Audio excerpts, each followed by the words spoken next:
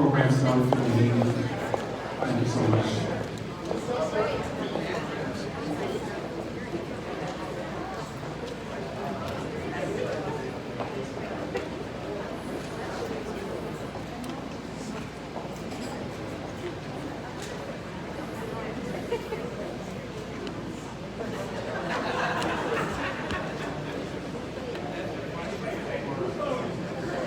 Oh, Lord, please tell me this one is going to work.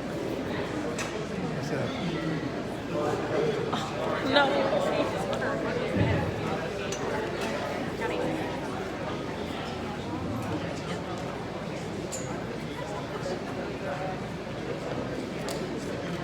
Good evening, good evening.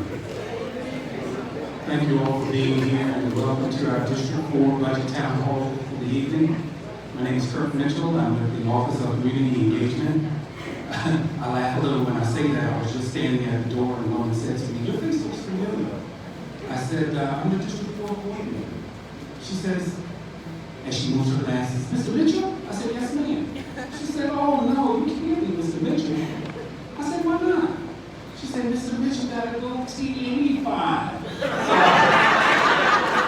I said, "I must not be Mr. Mitchell." But anyway, I knew that we were going to have a great evening this evening when I heard that. So, but without further ado, I want to introduce, you know him as Johnny O, our very own current and next Baltimore County Executive, Mr. Johnny Olszewski.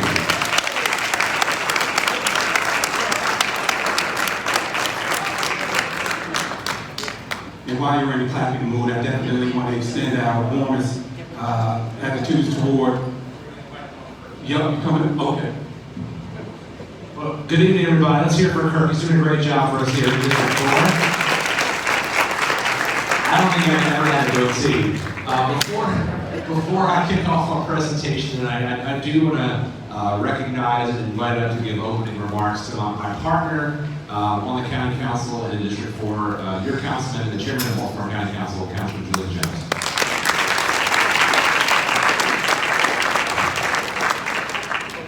That's all impossible. So, good evening, everyone.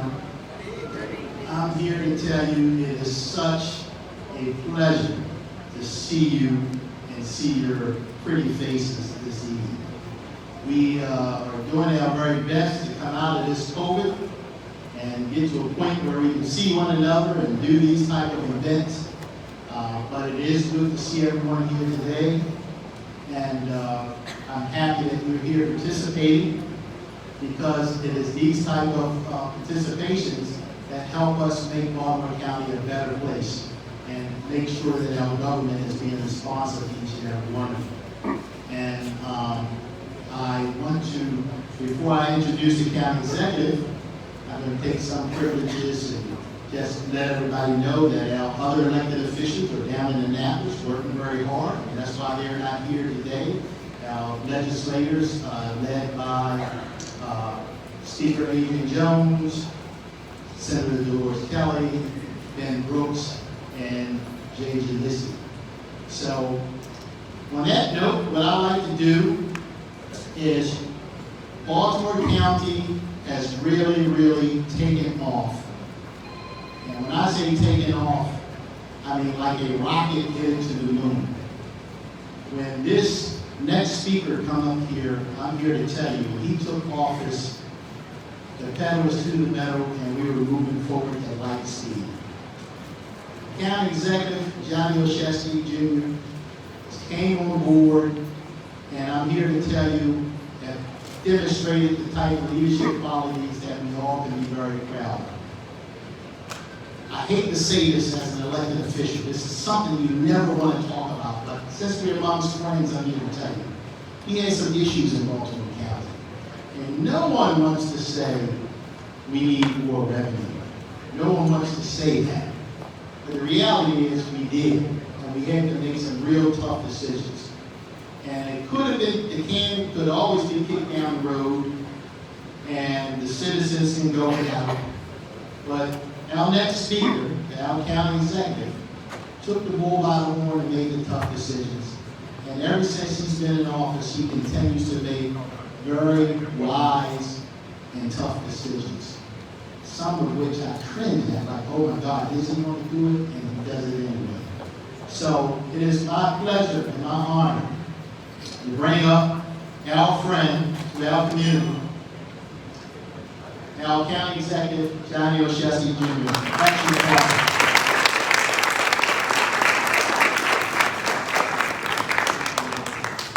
Let's hear it again for Councilman Julian Jones, everybody. He's going to be joining me at the end of the presentation to hear directly from you, answer questions, and most importantly, get your input on this year's upcoming budget. And I have to say, this is year 4 of our budget town hall series, and I want to thank Councilman Jones for being present and actively engaged in all of those sessions. I think, as you're going to see tonight, being present and engaging in those conversations make a big difference. And it really, your input has helped drive what we have done collectively in District 4 and across Baltimore County. As Chairman Jones said, it is great to be back in person. It's good to see many of you. It's been too long for many. I think it is really, though, a testament to our work collectively with Councilman Jones, with the council, with all of you, to get back on track. And the work in Baltimore County has been really impressive. We know that vaccines continue to be our best defense, so we continue to encourage folks. If you haven't gotten vaccinated, please do. If you haven't gotten boosted, get boosted. I can say from personal experience, having caught COVID, that my symptoms were almost non-existent, and I attribute that largely to the vaccination. Just for perspective, our numbers are looking really good right now. But when they were at their worst, just after the holidays, we had 78% of our residents were vaccinated. But among, let's go back actually. So, a very small segment of our population isn't vaccinated. But when we had our surge, what we saw very clearly, now we can go, was from hospital data that the overwhelming majority of patients who were vaccinated, who were unvaccinated, were those who ended up hospitalized. And so you think about the fact that 84% of hospital patients were unvaccinated.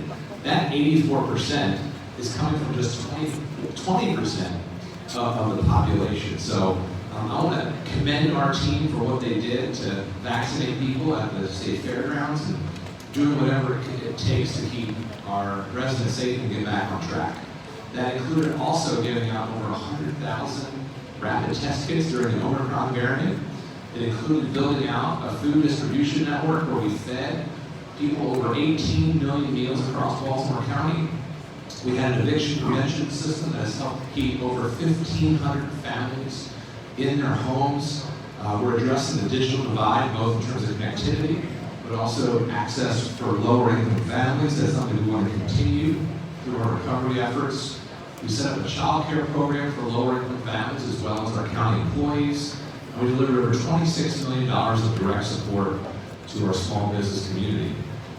Working with Chairman Jones, Speaker Jones, your state and local reps, we look forward to doing even more. We're going to use the $160 million that came from the federal government to continue our investment in communities across Baltimore County, but especially those that have been disproportionately hit hard through this pandemic. So what do some of those investments look like? Well, first, it includes $16 million to create an affordable housing trust fund in Baltimore County. It includes over $2 million for more support for our child care providers, more money for behavioral health, more money for our small business and to promote county tourism, and funding for a dedicated community development corporation for Liberty Road and the Randallstown communities. We're very excited about that. We're also, even throughout this crisis, which has lasted more than half of our term in office, we continue that progress, though. And for me, progress in Baltimore County starts with ensuring that your government is open and accessible. That's why in our first month in office, we partnered with the County Council to create the Office of the Attorney General, the Office of the Inspector General.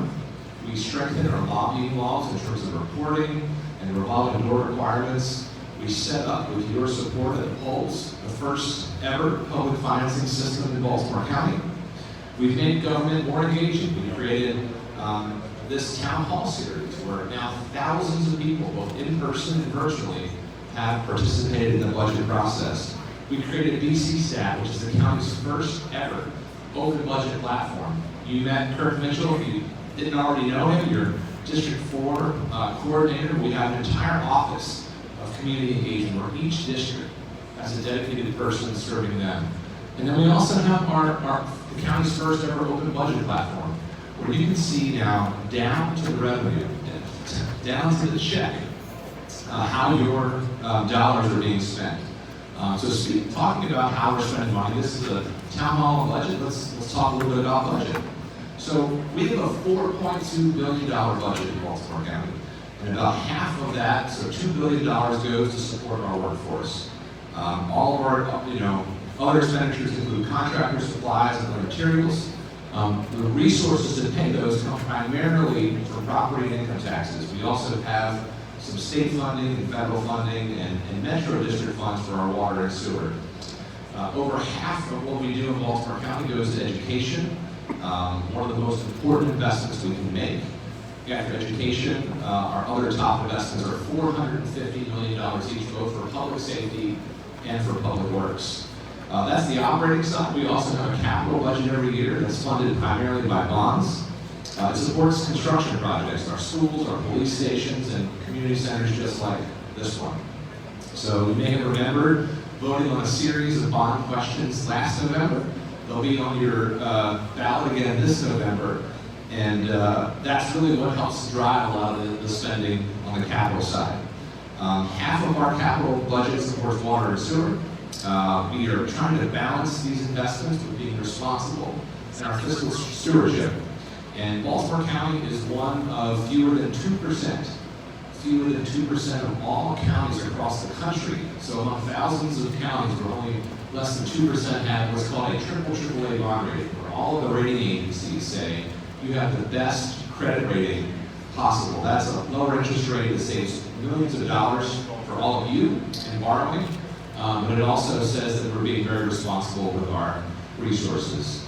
We also are trying to deliver on modernizing government, making it more service delivery focused to you. We want to keep making investments in quality of life. One of the things that we heard loud and clear through this budget town hall series was that residents wanted to see bulk trash come back. Bulk trash has been gone since 1992. Whitney Houston was top of the charts with "I Will Always Love You." Jay Leno was taking over for Johnny Carson at the Tonight Show, and Baltimore County stopped picking up your bulk trash. But this year in the budget, working with Councilman Jones and his colleagues, we put that service back in. I want to thank Andrea Walker, our DPW, Department of Public Works and Transportation Director, for putting the work to make that happen. So you now get 2 pickups every year. All you have to do is put your up to 3 bulk items out, and we'll pick it up and take care of it for you. I think it's a great system, and kudos to you, Director Walker. We've also heard loud and clear that we need more code enforcement, so we're hiring more code enforcement inspectors to be out in the community. We created a revolving loan fund to help address derelict properties that are out there, and we have a dashboard by our awesome BC Stat team to help track enforcement actions. We're also investing in our main streets and thinking about economic and workforce development. Successes across Baltimore County. We had our first ever A&E district in Catonsville. Reisterstown was named our second Maryland Main Street. We have Trading Point Atlantic in eastern Baltimore County, which is one of the biggest e-commerce hubs. And Towson was named a Main Street affiliate. So we are trying to make sure we're addressing everywhere. I know the security square mall is a huge issue that folks are interested in. Speaker Jones has been focused on this issue like a laser, and I want to thank her for her partnership in making sure that we move the ball forward here. This is from a cleanup we all did together. But we're going to work with you to help figure out what that revitalization looks like. So putting forward not just the resources to make sure that we're cleaning up the trash and addressing the code enforcement issues, but really cleaning out things that have been long-standing challenges. So I'm proud to report that you're going to start seeing, if you haven't already seen, The old IHOP and Bennigan's buildings are finally coming down for demolition, and those sites are being cleared out. They are making way for new tenants, including a Chick-fil-A, which is scheduled to open up.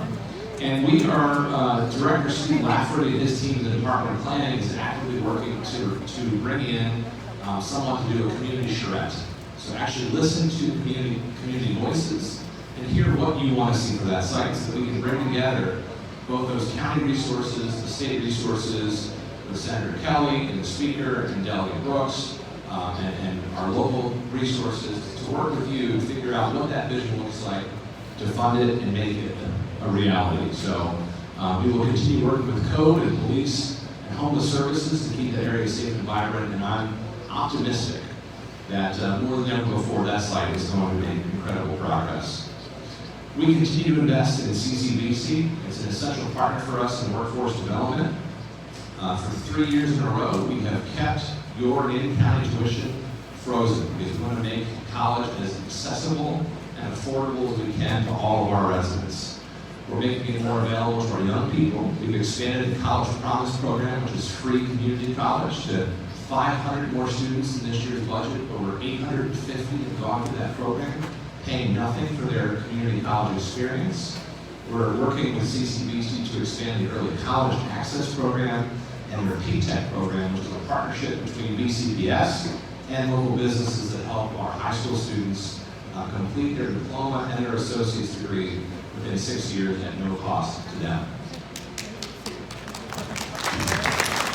We also very much believe in our seniors and investing in our seniors. So that's why we launched our age-friendly Baltimore County initiative. We also have a No Senior Eats Alone Day. We created the Because program in partnership with the Weinberg Foundation, where we go in and we make home repairs so the seniors can age in place. We have $4.5 million in this year's budget, where we celebrated the expansion that's coming at the Woodlawn Senior Center. That will be, for perspective, it's a 9,200 square foot addition and a renovation of the current 3,600 square foot site. So more than tripling the size of that center, adding a fitness center, multi-purpose rooms, classrooms, and a handicap accessible restroom. So we're excited about that as well. We're also continuing to invest in transportation and talking about the need to make it more available. Last year we launched the Towson Move, which is something that community has been working on for a long time. It's the first micro transit system in Baltimore County ever. And we're hopeful that this is the first step in making a more comprehensive and complete system across Baltimore County. It's a system that we hope can be replicated across the county. Even as we do that, we're also focused on the basics. We're focused on road resurfacing and sidewalks to make sure we can address the needs of your community. Public safety is another critical responsibility for us, and we continue to provide strong funding and support for our law enforcement officers and our school resource officers. Our budget this year is up nearly $30 billion, or 12%. And I want to thank Chief Hyatt and her team for the work that you're doing on our public safety plan to both go in and target hotspots and use data to make sure that we continue to keep our community safe. And I am happy to report to you that year over year, Part 1 crime, which is the most violent crime, was actually down 16% countywide last year. And I'm also very proud of the men and women in the police department who work very hard. We have an 81% clearance rate on homicides. We find individuals who commit crimes, we arrest them, and we hold them accountable. You also can track activity crime data using our BC Stat dashboard. We want people to know what's happening in their communities. We do know that we did experience an increase in homicides last year. It was unacceptable, even if it was part of a nationwide trend. And we will continue, though, to make sure we do whatever it takes to keep our county a safe place to live, work, and raise a family. It's really important to keep in context the fact that half of all of the homicides we saw last year had either a behavioral health component and nexus and or a domestic violence component. And so we know that law enforcement is really important, but we can't solve these challenges with law enforcement alone. We have to think about all of the upstream investments that matter. And so that's why we're also investing to expand our mobile crisis team and those programs, pairing a mental health clinician for family conflicts, juvenile complaints, and others. It's why we're working to help screen and put a clinician in our 911 call center so that we can better divert calls as they come in. And we're spending our recovery dollars. Another investment for ARP is we're going to hire 10 domestic violence coordinators to be out in the community, helping to address those needs, and 10 vulnerable adult coordinators as well. We're going to keep investing in our workforce and our young people and our youth summer. We're going to keep investing in the right opportunities because all of these investments are what help drive numbers down. And I'm happy to report that it is early, it's early in the year, but year to date, our homicides are actually down more than 50% over last year, even as we see the challenges continue in jurisdictions across the country. So kudos to everyone who's working hard to keep pushing in that direction. Even as we keep our communities safe, we also have to make sure that policing practices are equitable. And so we've stood up an equitable policing work group that continues. And amid the national spotlight on policing issues back in 2020, Baltimore County was the first jurisdiction to enact policing reforms. And Chairman Jones was absolutely the leading voice to help make that happen. And so the Smart Policing Act banned chokeholds, prevented officers who had prior records of misconduct from serving in our department, and codified some of the reforms that we were already embarking on. We also have created a public dashboard to track use of force and complaints against law enforcement officers. So we can do both things. On opioids, we continue to tackle that epidemic head on. We've expanded harm reduction services like drug take-back boxes. We are increasing our access to treatment. Godenzia opened the county's first new inpatient treatment center in Owens Mills in 2020. And we're partnering with Shepherd Pratt to create a first-of-its-kind hub-and-spoke model for treatment where people have care for both mental health and addiction challenges.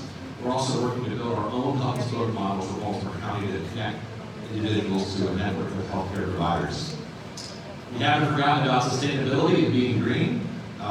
We're taking big steps there. That starts with the basics. Back in 2013, glass recycling was discontinued. So we put that back in place early on in our administration, but we didn't stop there. We hired our first ever sustainability officer. We've set a goal to be 100% renewable for our energy in Baltimore County by 2026. We're doing that by capturing solar energy at our capped landfills and converting methane gas to renewable energy at our closed Eastern Sanitary landfill. We're partnering with BGE to put in charging stations for electric vehicles. You might see them out here as you walk out to the right. And I issued an executive order that says all new replacement transportation vehicles have to be electric or hybrid in Baltimore County. We're investing unprecedented resources in wrecking parks and open space. $75 million in this year's budget in state and local funding. That's more for perspective. This year than the past 6 years combined. And Director Johnson and her team might correct me, but I think that may have also been the largest amount invested ever. And we want to thank our state partners for making that possible. But you're seeing the benefit of that. So in Greens Lane, right behind the Reynoldstown Community Center here, we purchased nearly 8 acres for use as a new community amenity. We're looking to work with all of you to hopefully make a STEAM center come to reality. It will be a vibrant new space to enjoy as we keep revitalizing the whole corridor. In addition, we are actively partnering with the Baltimore Ravens to create a destination playground at Northwest Regional Park in Owens Mills. We're actually doing our groundbreaking for that on Friday. In addition, we launched Retreat Baltimore County. We're using ARP funding to go into communities that have been underserved with trees and tree canopy and coverage to go do more of that. Director Dave Likens, thank you and your team for that. I would be remiss if I didn't touch on education as the former teacher, as someone who is sending my daughter to BCPS now this year, the father of a kindergartner. Really proud of what we've done in education. This year's budget alone is $40 million above and beyond what the state mandated requirements are to invest in our schools. We have funded all of the teaching positions that were set to be lost as a result of enrollment declines because of the pandemic. And we've also fully funded step increases and COLAs for all of our teachers. We worked back in November to address the bus driver crisis that many folks were facing, hiring more, putting more resources in place. And we want to continue to work with BCPS and Dr. Williams to make sure that we're investing to sustain the vacancies and the employees that we have, but also think about how we can, again, as we think about getting back on track in recovery, investing in those resources that help with the social and mental health needs of our young people. I actually spent most of my career teaching in a trailer, so I saw firsthand the needs for quality learning environments. And that's why we've continued the investment of hundreds of millions of dollars for record funding to finish the Schools for Our Future program, started by former County Executive Kevin Cabinet. We have funded to ensure that every school across Baltimore County has air conditioning. And at the top of the list, we have committed $28 million to build a replacement Deer Park Elementary School. Just earlier this week, I was with the Speaker and Chairman Jones and Delegate Brooks and some community members, former school board member Cheryl Pasteur, Administrative Officer Stacy Rogers, where we also announced that we will be converting Scotts Branch Elementary School from a renovation addition to a brand new elementary school. So we're excited about that too. We also announced planning money, $500,000 for a new CTE center in western Baltimore County. We have funding in place for roof rehabs at Canfield, Early Learning Center, Randallstown High School, Whitfield, Powhatan, electrical work, replacing the boiler, millions and millions of dollars to continue investing in our needs across District 4. And we know it's needed. We see that there's overcrowding, there's brown drinking water, there's crumbling infrastructure. So last year we partnered with many of you. We engaged in a plan called the Multi-Year Improvement Plan for All Schools, or the MyIPASS. And this has engaged over 22,000 individuals. It was done by an outside expert, and we ranked every school in terms of its capacity needs, its condition, and its ability to meet the needs of our young learners. And I see my student member friend, Christian, good to see you as well. Thanks for your leadership in this space. And the culmination was a long-term roadmap. It was a 15-year plan, spent $2.5 billion over the next 15 years to make sure that every school across Baltimore County equitably got some investment. It was fully paid for and really made a lot of improvements. It helps make sure that every student would have a place inside the school buildings. We actually can end the need for trailers at every school across Baltimore County within the next decade. It invests significantly in STEM and career technology. It invests in our community schools, and it invests in our special and alternative schools. As I said earlier, it's a great baseline, and it's going to be transformative. But we also have worked with our state partners and locally to say, let's try to raise the bar, and let's go even further. So, as I mentioned, we are now replacing Scotts Branch.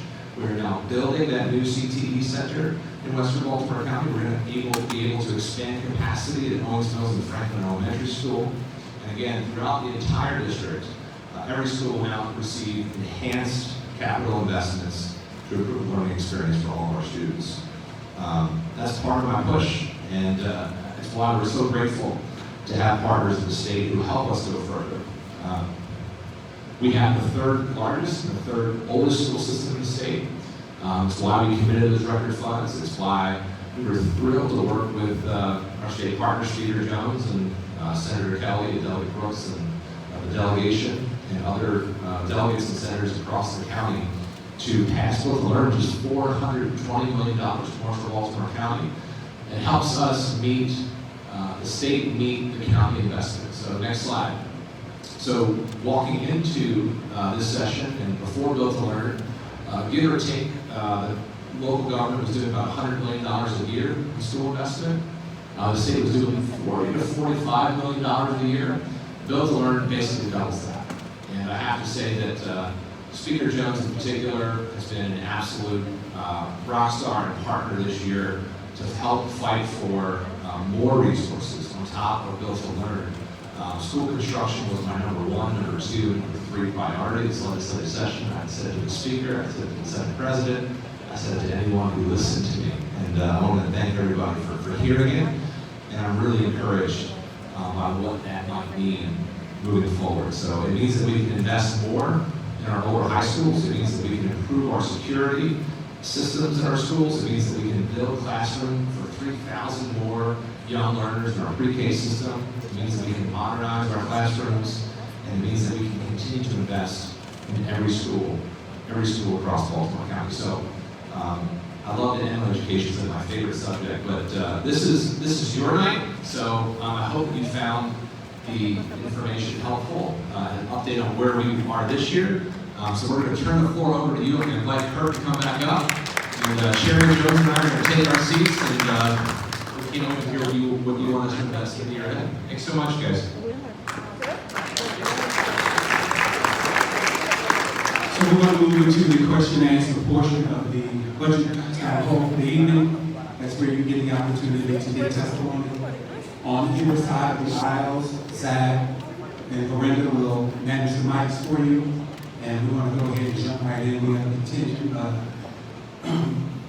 leaders and Baltimore County directors that are here to answer those questions as well. So let's jump right in. Anyone that wants to give testimony on the budget, please raise your hand and we'll go ahead and get started. Does anyone want to give testimony? Can we get you to just stand on this side? So we're going to ask if you do want to give testimony tonight, there are 2 mics on each side. If you can just align yourself towards either the right or the left side of the room. You've got Zach on the right, B on the left. You can stand up by the mics.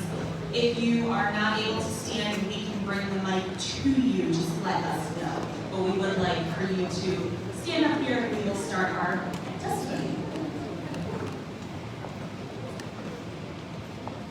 Which side would start down here? Hey, George.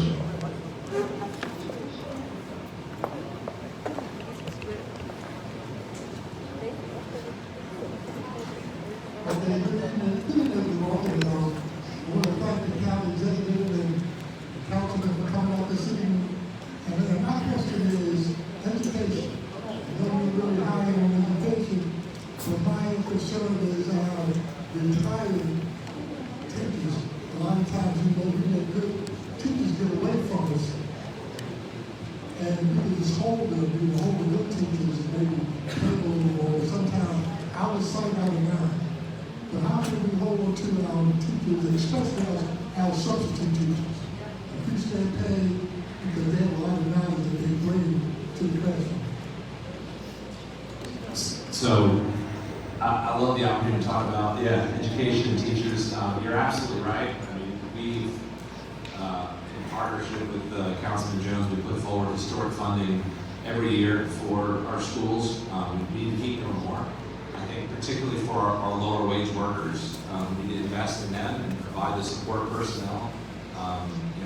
Some of the best resources I had in a school building when I was teaching were my counselors, co-teachers, and other support individuals. So it's both paying people a fair wage, our substitutes, our teachers, our counselors, our pupil personnel workers.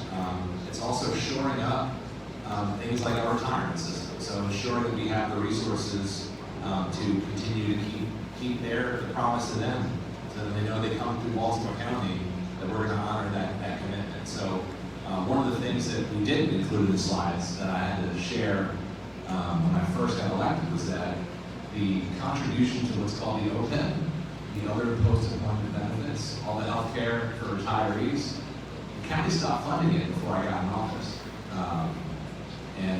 We had to have a path to make that sustainable again.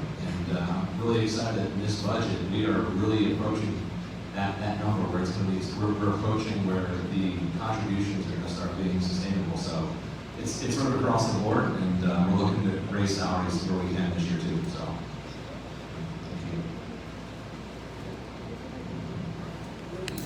thank you. And just real quick, when you are ready to share your testimony, if you could just share your name and the community or organization you represent so the county executive and the councilman can know. Thank you. Gee, so this is awkward for me because I have to hold the paper and the mic. So I am Alethea McCaskill. I'm from the 44th District in the Lock Aaron area. So I am a resident and family child care provider. I've been a provider for the past 24 years. We often heard that child care is the foundation to child development and that it is the backbone to our economy. Yet providers are paid only a fraction of what school teachers make. Child care is the backbone of the economy is exactly what Councilperson Janice Jones from Ward 4 in DC says. And that is predominantly a Black and brown woman who does the work and have been underpaid for decades, despite being asked to educate our children during the most foundational years. Today, we must start paying them what they are due. At the last statistic that I've looked at, Baltimore County has 567 family child care providers. And in that, we can serve up to 4,437 children. But due to the pandemic, some are still not operating at capacity, and some have not even reopened. In my research, I discovered that our neighboring counties help support centers and family providers in addition to the grants rendered from MSDE. The funds, of course, came from the federal funds, the CARES Act, and the ARPA funding.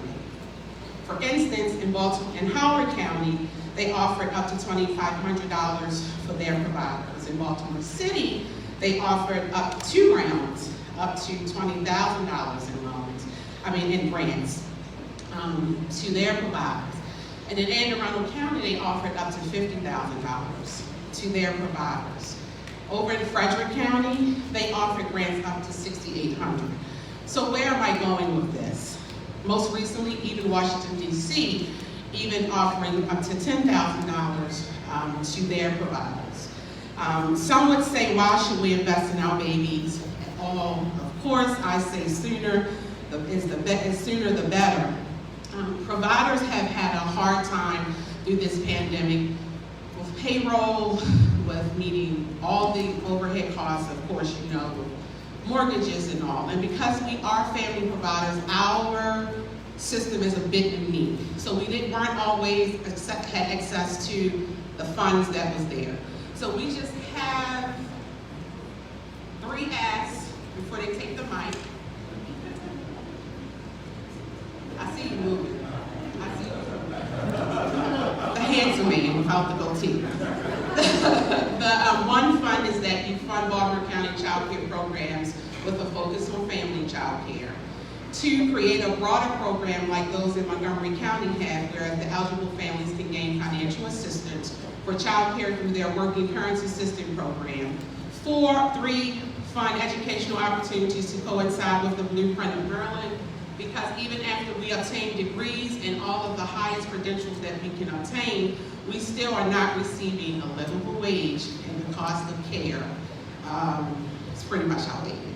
So those are where we're asking for your support. Thank you. Thanks, Alethea. And I want to just thank you for the service that you do provide to our young people. It really is incredible and consistent with some of what we heard through our ARP town hall, because we do have some additional resources. I don't know if Elizabeth or Jasmine is here. Jasmine Clements is our policy manager over at Government Reform and Strategic Initiatives, and she helped is managing the existing grant that's there, and can speak to some of the work we're doing as a follow-up. Yes, and I want to co-sign the county executive's appreciation of the work that you all do, as you said, you are a foundation to our entire county. And so the plan is to issue grants to child care providers. We're tweaking that grant making process now. As a lot of people may know in the room, there's quite a few regulations in federal guidance that we have to follow for the American Rescue Plan funds, and we're trying to do all the work on the front end to make it easier for you all to receive the funds. So trust and believe us, it is coming. I'm sorry it's not as fast as we would like, but we wanted to make sure we did it to the letter of the law.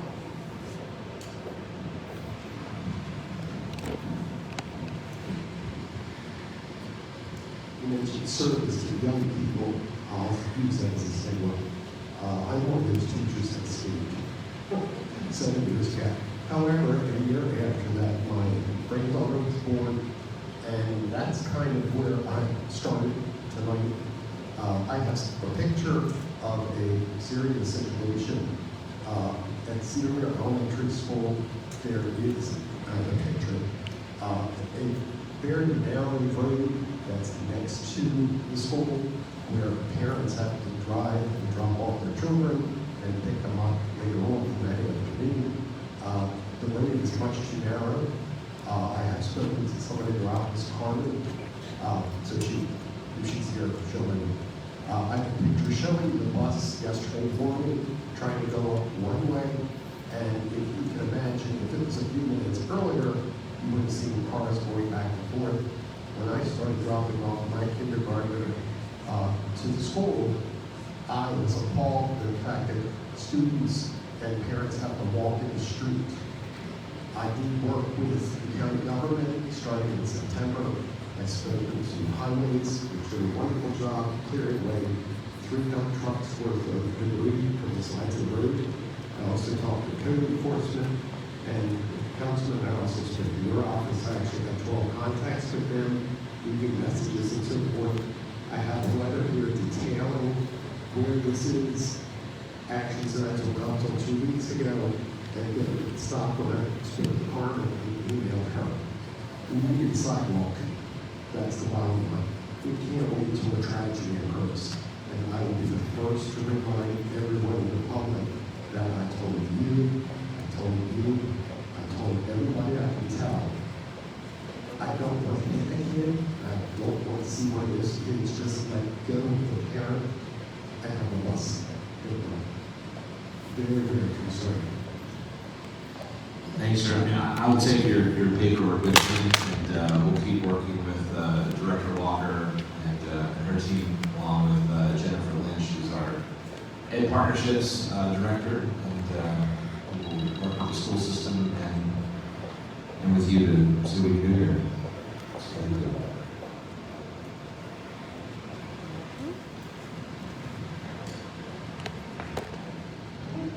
Good evening, County Executive Olszewski and Council Chair Jones.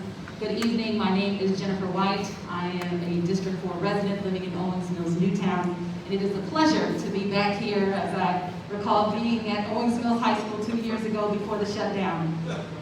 So, given the last few years that we've all experienced, it really has been a traumatic experience for all of us. And as a public health professional, it's very clear that we have to prioritize investments in our public health infrastructure. Certainly applaud Dr. Branch and our wonderful local health department and all the great work that they've done in keeping us safe and healthy. And in fact, we've been led with the fact that vaccines are our safest defense and our best defense in combating COVID. And again, I just urge that we leverage our local, state, and federal resources to invest in public health. Our public health infrastructure, as you and others may know, have experienced historic disinvestment for many years and unfortunately hasn't recovered. If there's anything that this pandemic has taught us, it's time that we invest in public health. We will experience future public health threats like coronavirus, so we must be prepared. Again, as you mentioned, we're also experiencing mental health and behavioral health crises, the persistent chronic disease disparities that we see, whether it's diabetes or cardiovascular disease, which also is largely driven by some of the unhealthy food options that we've experienced, and glad to see that there is work that's being done to address those things. And so again, I encourage that we fund our local health department appropriately and to fund prevention strategies to build safe and healthy facilities like biking and walking infrastructure, as you mentioned, and green spaces. I often walk along Red Run Boulevard, Owings Mills Boulevard, Dolefield, and Lakeside. I often see workers, our kids walking to school, and those just simply getting out for a mental reprieve. And one of the things that I will say I often see is speeding.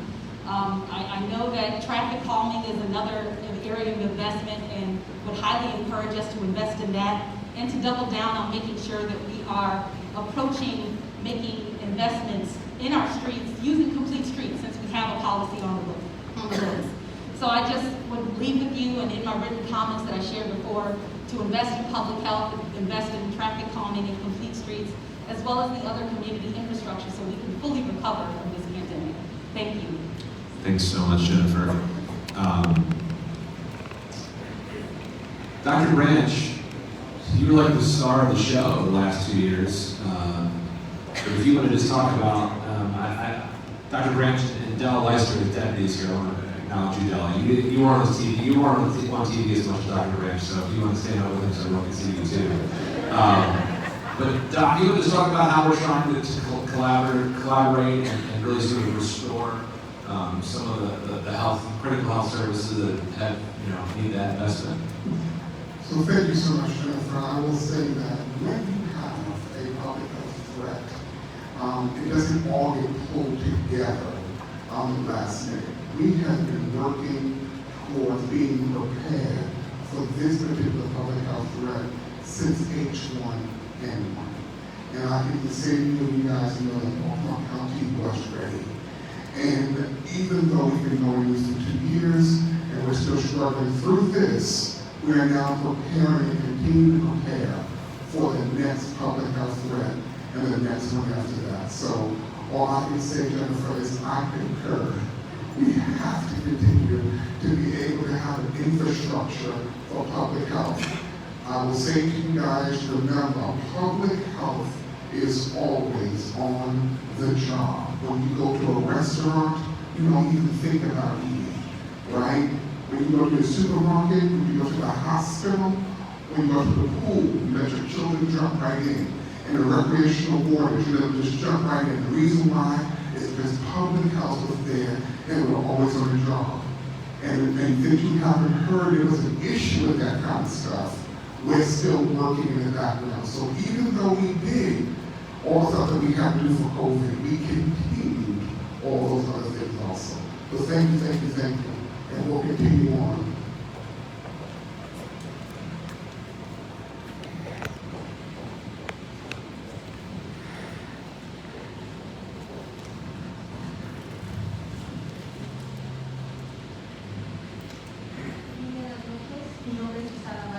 Good evening, my name is Susana Barrios.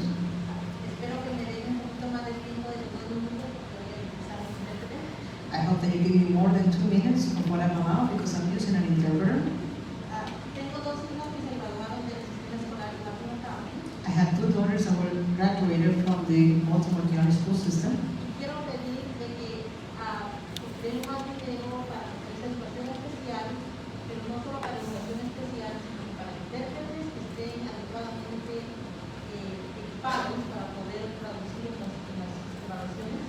I would like to ask also that you give more money not just for special education for the schools, but also I would like to ask for more money to hire interpreters that are very qualified to be able to interpret for the special services that the schools and the students will need. También me enteré de que hay muy pocos servicios para las personas que no tienen seguro médico o que están sin hogar. I also I'm aware that there is a lot of problems for people that don't have medical insurance. Medical insurance. Que solo hay 2 lugares donde pueden ir.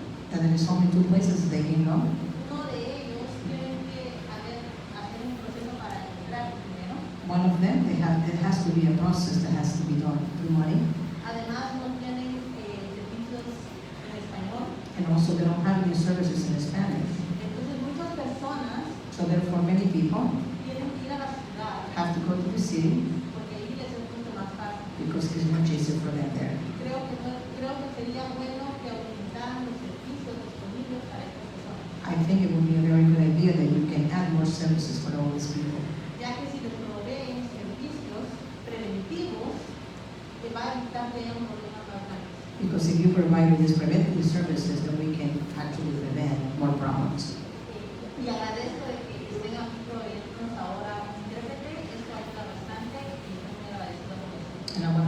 also as well, that you provided us with an interpreter, and I want to thank you very much for this service. Good night. Gracias. So, two good points.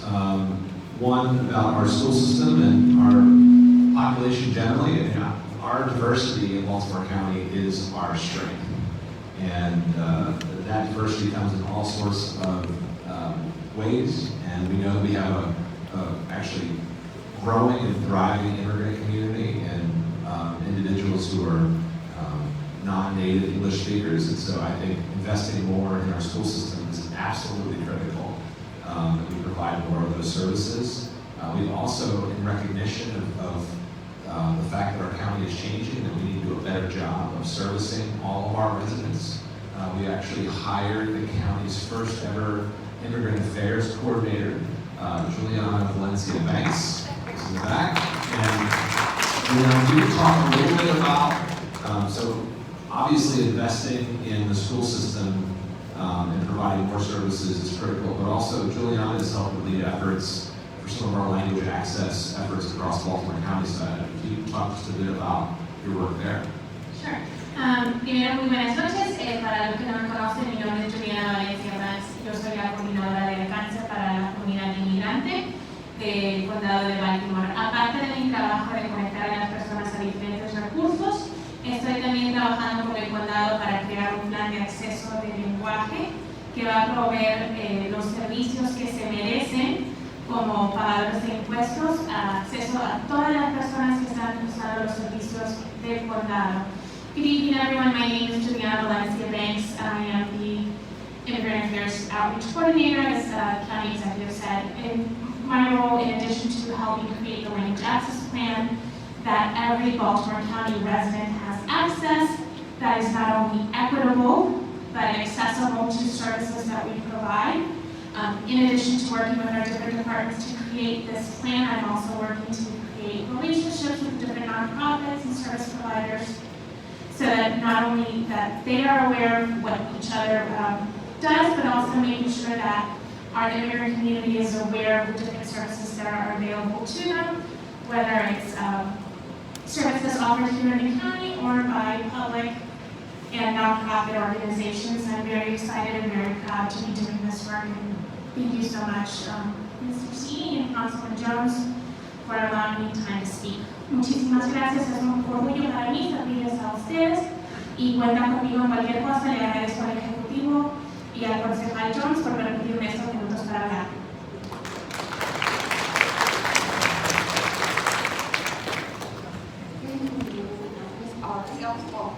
I am a case manager at Northwest Hospital.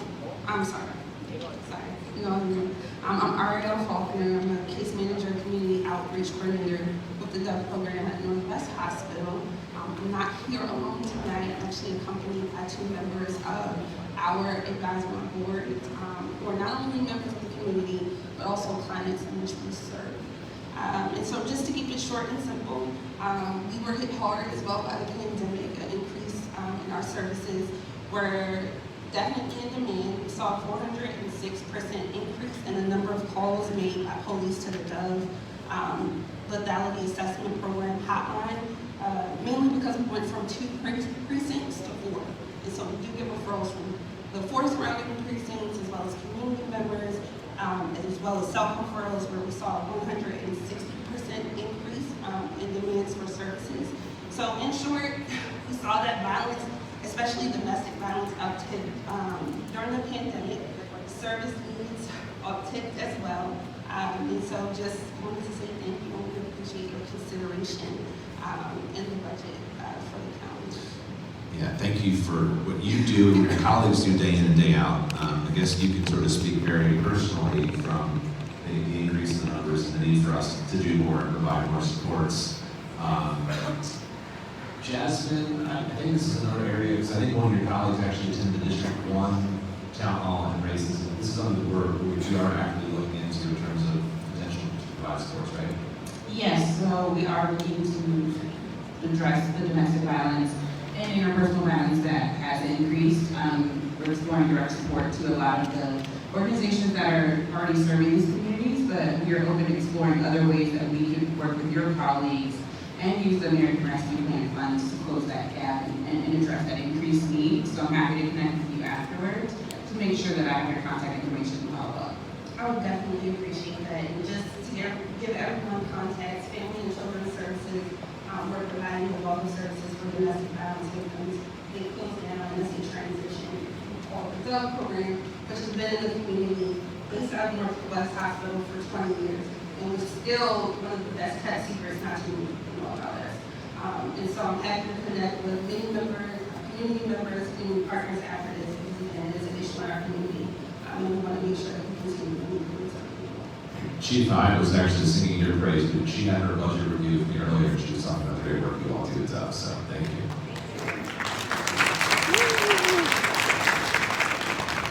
So good evening, everyone, and good evening, Councilman Jones and County Executive. I want to thank you so much for the presentation about education. It parallels a lot of the work that education is doing. For those that don't know me, my name is Christian Thomas. I am the current student member of Baltimore County Public Schools Board of Education. Now, when the board approved the operating budget, there was one thing in the budget that I really have to do that for, and that was the coordinator of student activities position. And in these past 2 months with the Board of Education has taught me anything is that our school system is not good. It needs a lot of work in terms of where we have our students involved in clubs and activities, where we have our students engaged in our students, and where we have our students really participating. And I think this position for the student activities is one way of being solid. So I asked that you run this position, and I know that kind of executive, and you will student members of the Board of Education. The 19th student member of the board was 20 years ago. You have to balance. Thanks for rubbing it in. You must understand the importance of actually your activities, and I think that possibly can do as well. So I really hope that you will find a position and begin to provide infrastructure for our schools to really collaborate in terms of student activities and for our students to be able to find a home in our schools to get activities. Thank you. Thank you, Christian. Thanks for the good work you're doing on the school board. We're very proud of you. So. Good evening, Mr. County Executive. How are you, Councilman Jones? My name is Ramona Basilio. I am a community organizer, and we call our group the Friends of Deer Park Middle Magnet. We partner with Deer Park Elementary School and other PTAs. I'm going to throw you a real easy softball before I get into my presentation, Mr. County Executive. My PTA president for the past 5 years has been asking for an electronic sign. It's a part of infrastructure. We expected that it would be happening. Pandemic hit, and then the money disappeared. So we don't want to have to go back to bake sales and brownies to put another electronic sign up. We built the first one, so please put that. My PTA president, and I think Councilman Jones will appreciate that. And I want to give credit where credit's due. It's one of the first things that Chairman Jones pointed out to me when we did our walk in the community. I thought we passed it along to Director Blades a while ago, and so.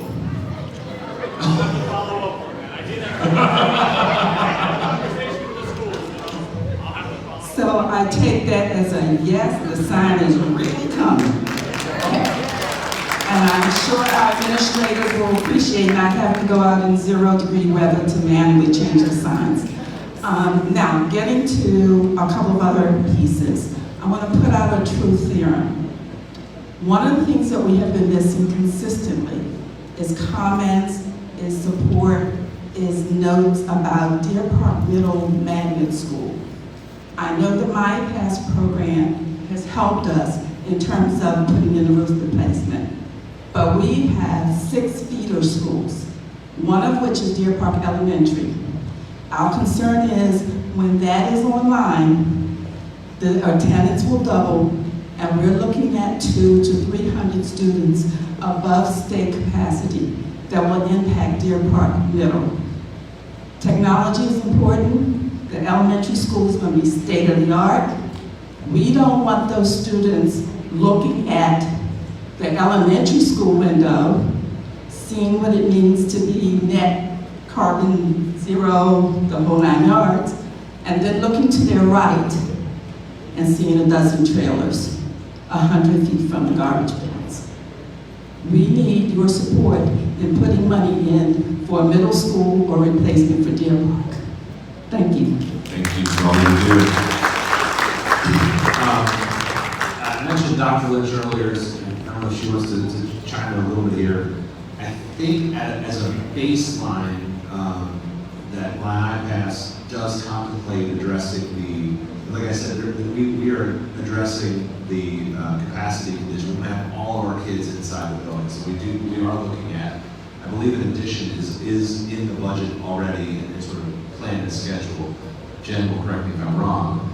And then part of what we're doing, you said about the technology and the furniture, that's part of raising the bar. So it's not just addressing the capacity, but also ensuring that when these elementary school children come from a new net zero elementary school, they're going into an environment where even if it's not a brand new school, they feel that they are still having those supports as they continue to matriculate through their school experience. So our numbers were 1,600 at the opening of the year. It was impossible to social distance. We are above the state requirement right now. We need help. You absolutely need help. I just want to make sure I'm not speaking out of school, pardon the pun.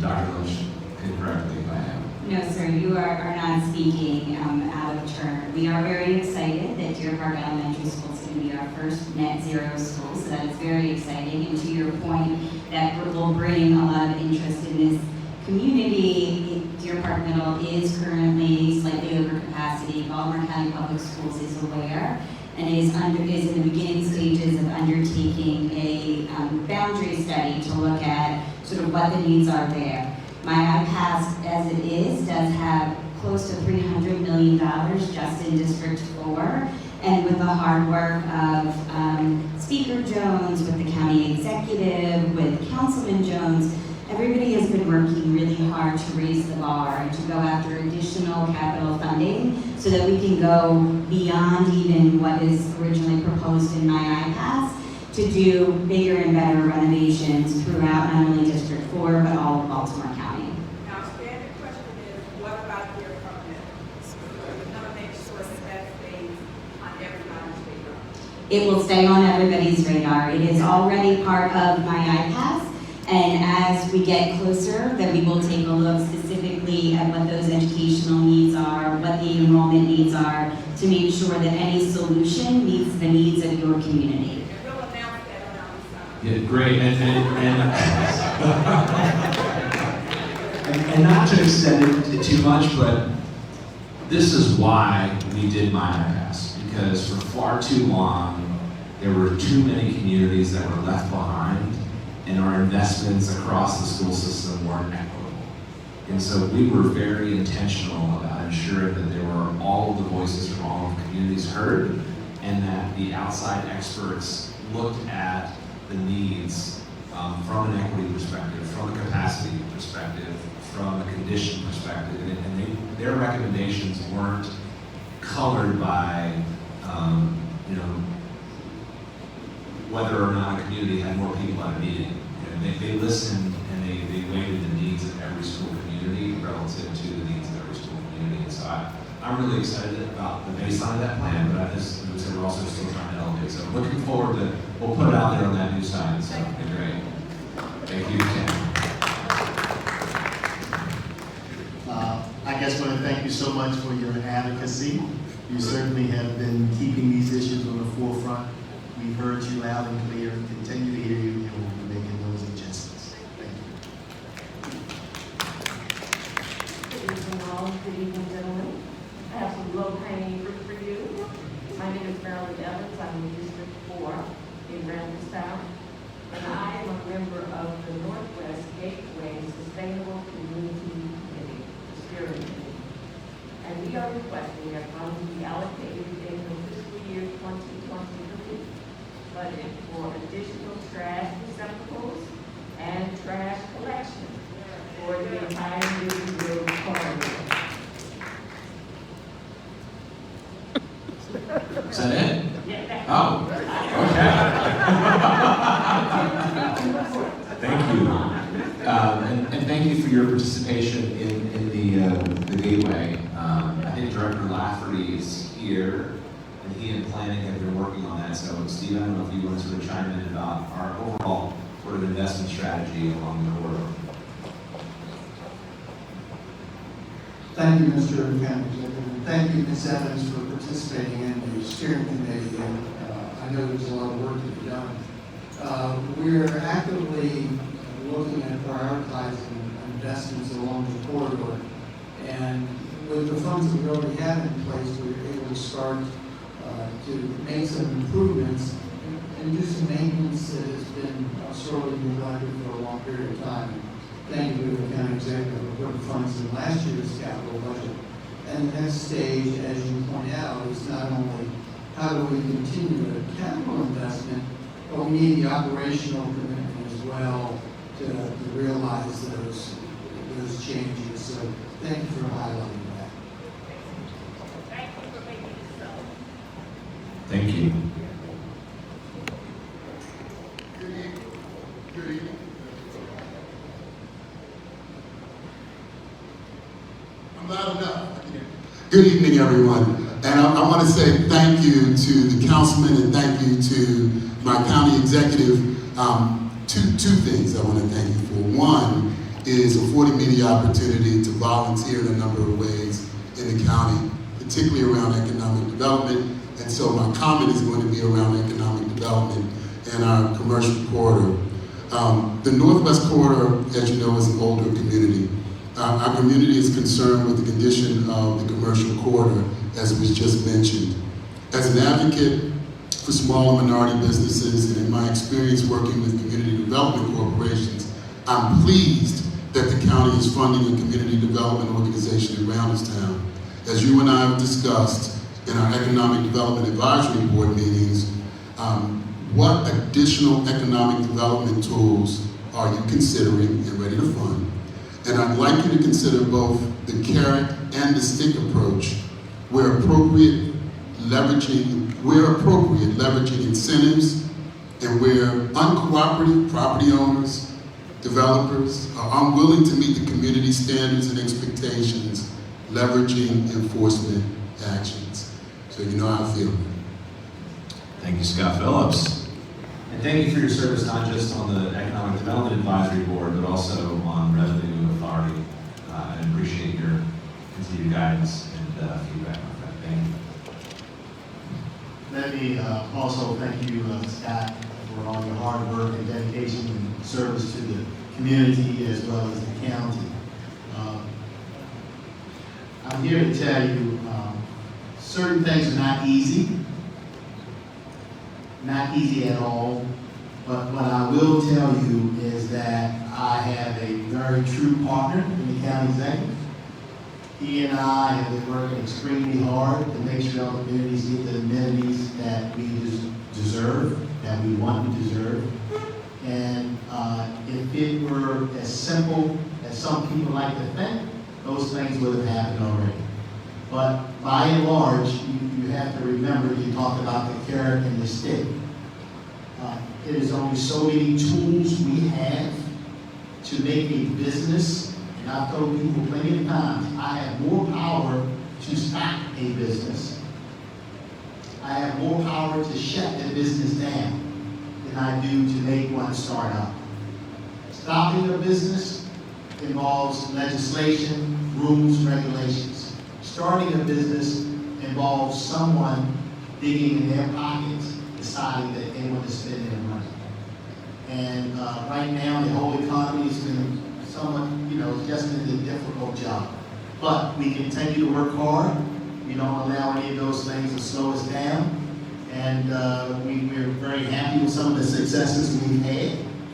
And we know that people want more, and we haven't quit. And we'll continue to work hard to bring amenities to our communities we deserve.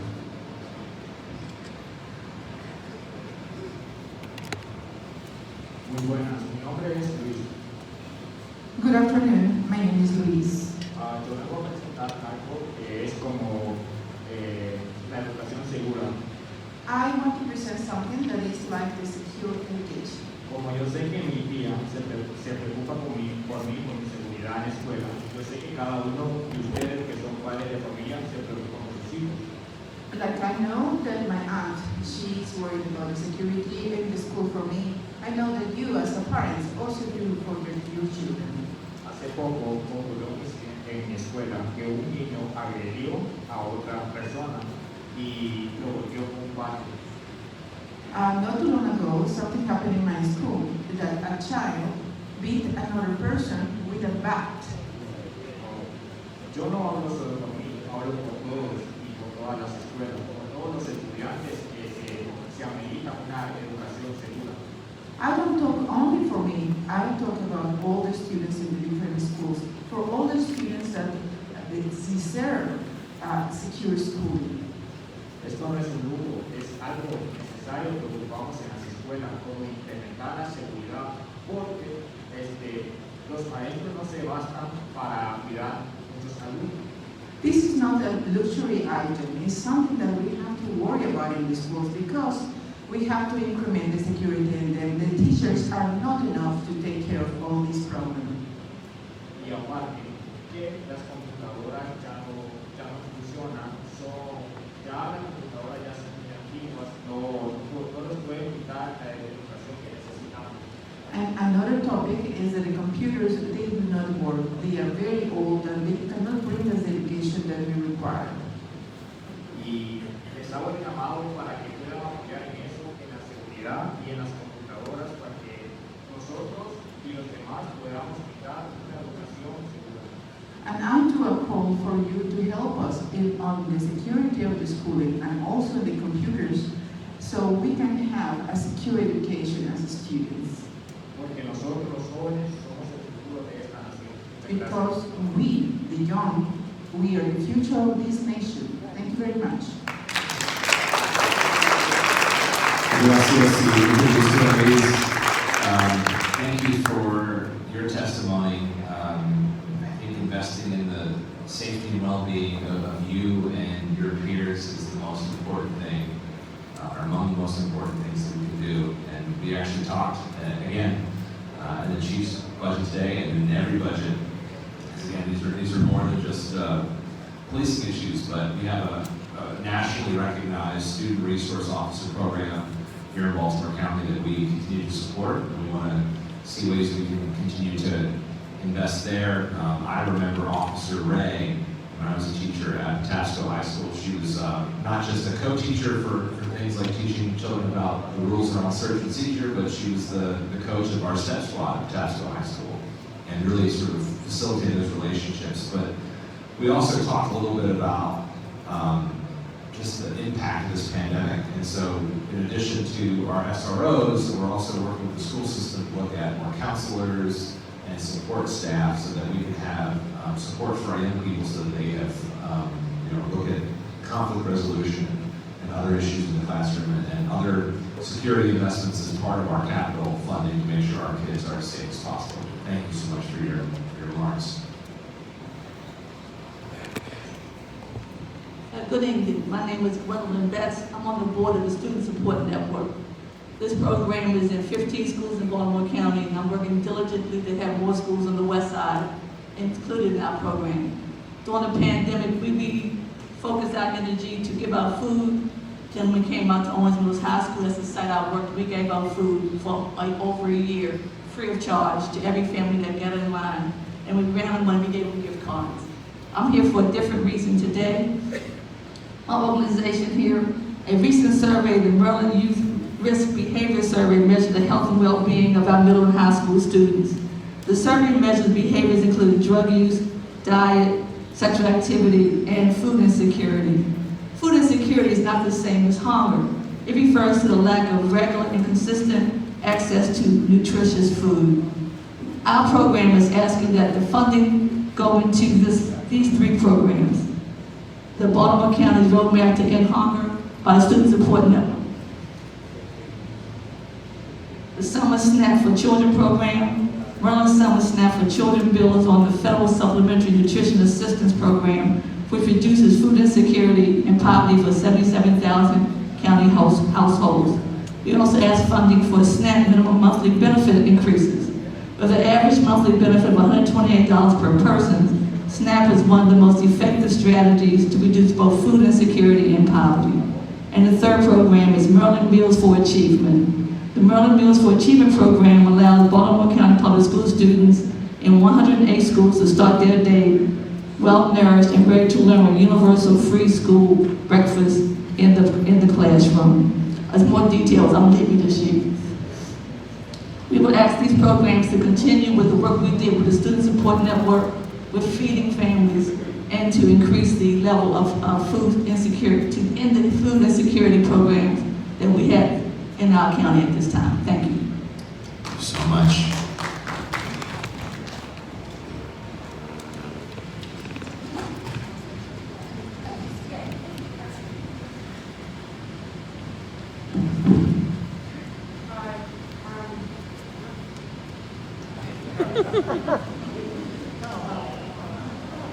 It's okay.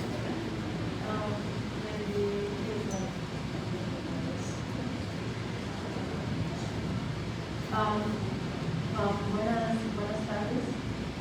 Good afternoon. Ok, creo que voy a decir lo que mi hijo no me decir. Él tiene 13 años.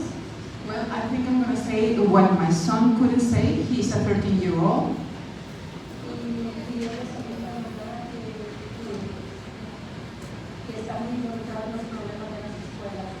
And he's a kid that is very much involved in the problems of the schools.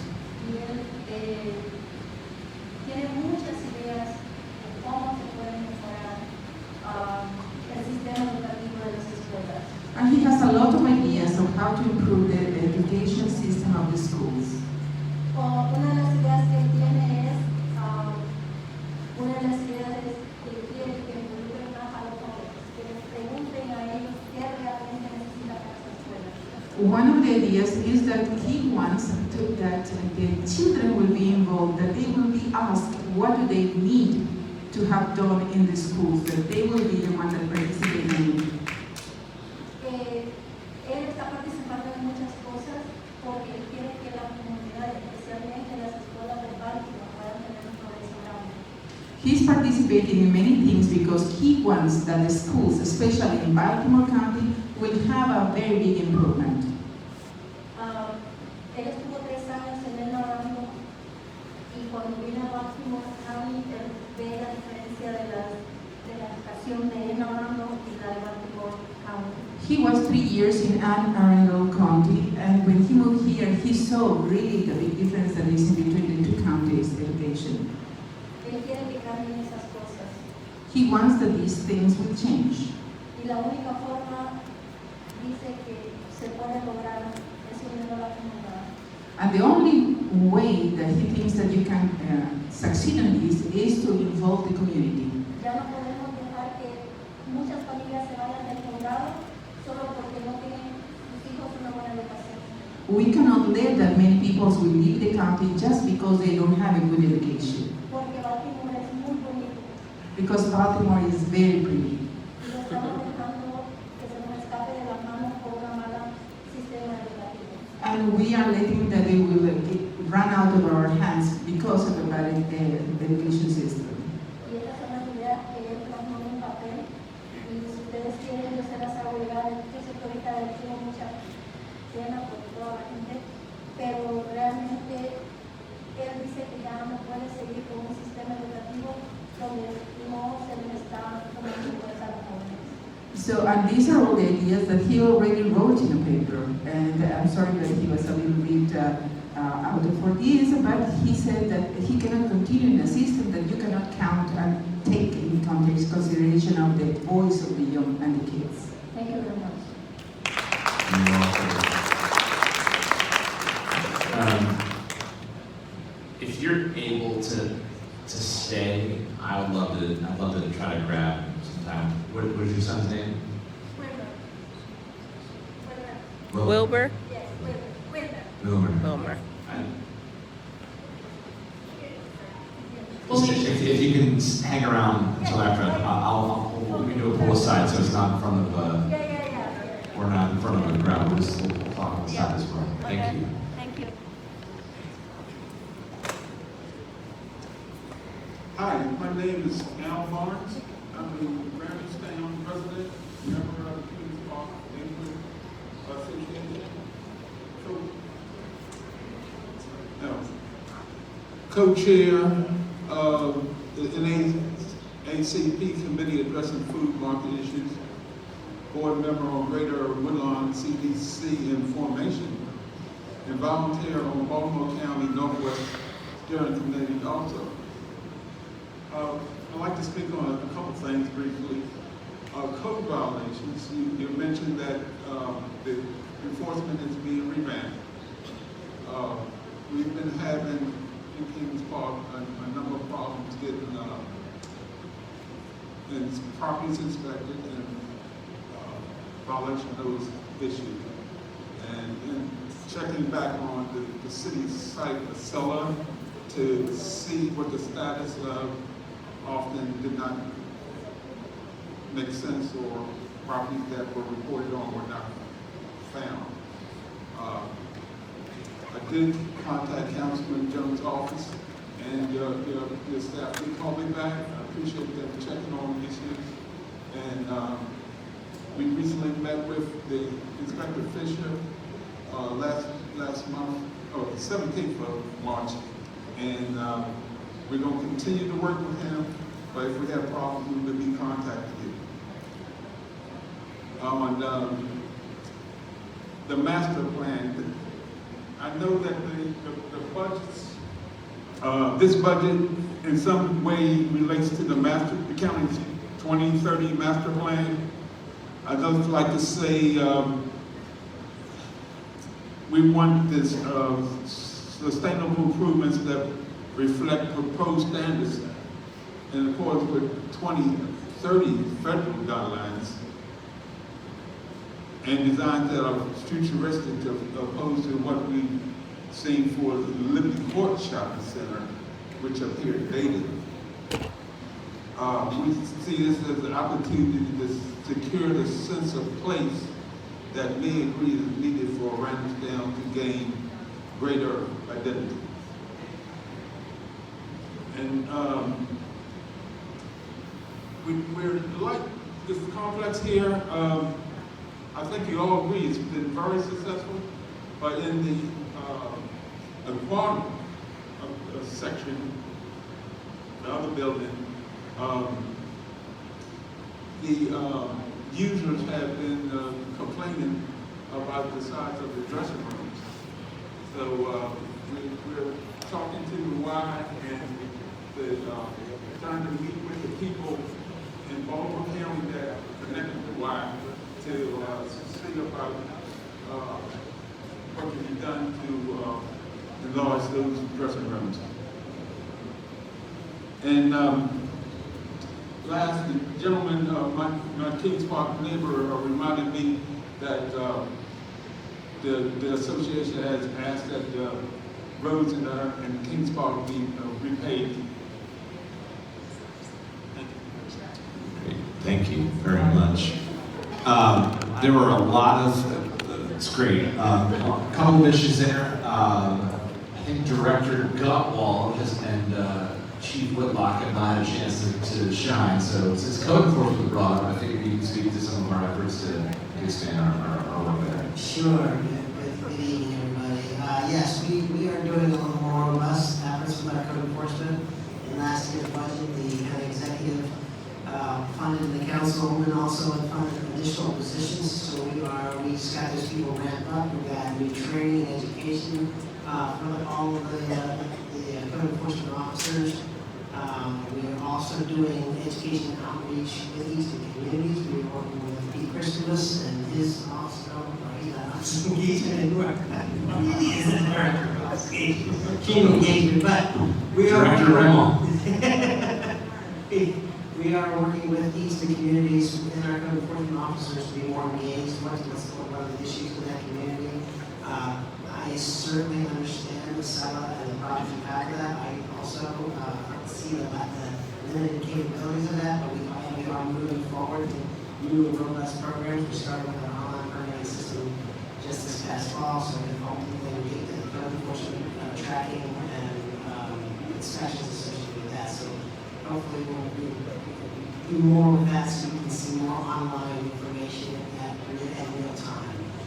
But with that said, if you are still having issues, and we're talking with Inspector Fisher, Chief Whitlock, myself, anytime you can contact us and we'll make sure whatever issues you're having, Councilman Jones knows that as well. You can call me anytime and we'll get on whatever issue you're talking about, probably that we have a problem with. And if you actually want to connect with those gentlemen, we'll also circle up with, I don't know if Director O'Connor or Senator White is here from OIT. We can look at the cell issues as well as see what's going on. We'll back to that. Thank you. Good evening, everyone. My name is Linda Dorsey Walker, and I was not introduced as an elected member of this body, of this community, but I am elected. I've been serving for 6 terms in the Democratic State Senate with Representative Evans and Oitc Issues. I came up here originally because I was going to ask when might we have a senior center for Oitc Issues and also a possible middle school over there at the Newtown complex at the elementary school. So I'm going to tell you, you asked for us to tell what we represent, what organization. I also chair Baltimore County. That's a ballot issue committee that is trying to not get rid of anyone. None of our current county council members are under there. This is a non-partisan effort to expand the county council by 4 additional seats. Montgomery County has already expanded. Voluntarily, their county council did it. Prince George's County has already expanded. They will both vote for larger county council seats in November of this year. We're trying to circulate a petition and you can sign it outside in the hallway or on the parking lot. We're circulating a petition to get a question, a referendum question, because what made me change my mind was these 2 young men.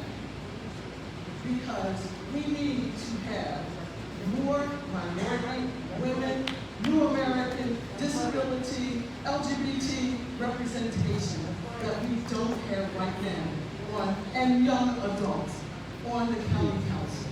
And so we don't want to get rid of anyone. We just want to open the door so these beautiful young men you just saw out here will have their chance in the foreseeable future to serve not just on the county council, but on 14 positions and so forth. So if you believe that it's the right for people in the public to make that decision because the county, the law says that we, the people, get to change the charter. We can sign the petition, get the question on the ballot, and do that. So please visit us outside, okay? Thank you. Thank you very much, Linda. Chief Ron, you're on duty. Especially now that alarm, make sure we're all okay. Thank you. Thank you.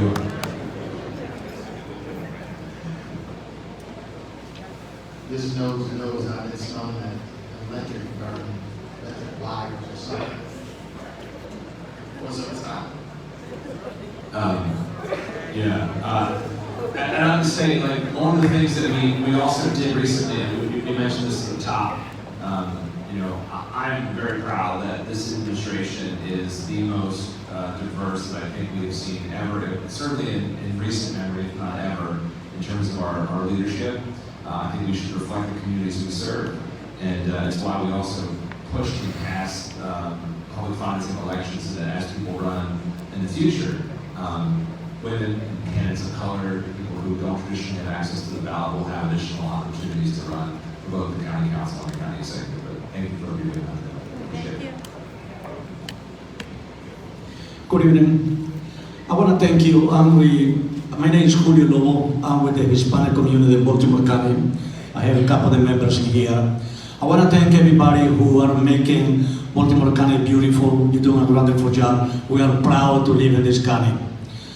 I would like to mention 2 issues that have been a concern to the community. One is I would like to ask you if you can give all the support and a budget to the Red Council. Mr. Director Johnson Thank you. You are doing everything you can for the community. I thank you very much. So we would like to see they get the fund to fix all the fields. They can get all the tools that they need to do the job for the community, because the community is growing. You are representing a community, and the Hispanic community is growing in Baltimore County real fast. Therefore, you can see in here a lot of mothers and children and parents in front of you to asking you to represent them. Therefore, the second issue very fast.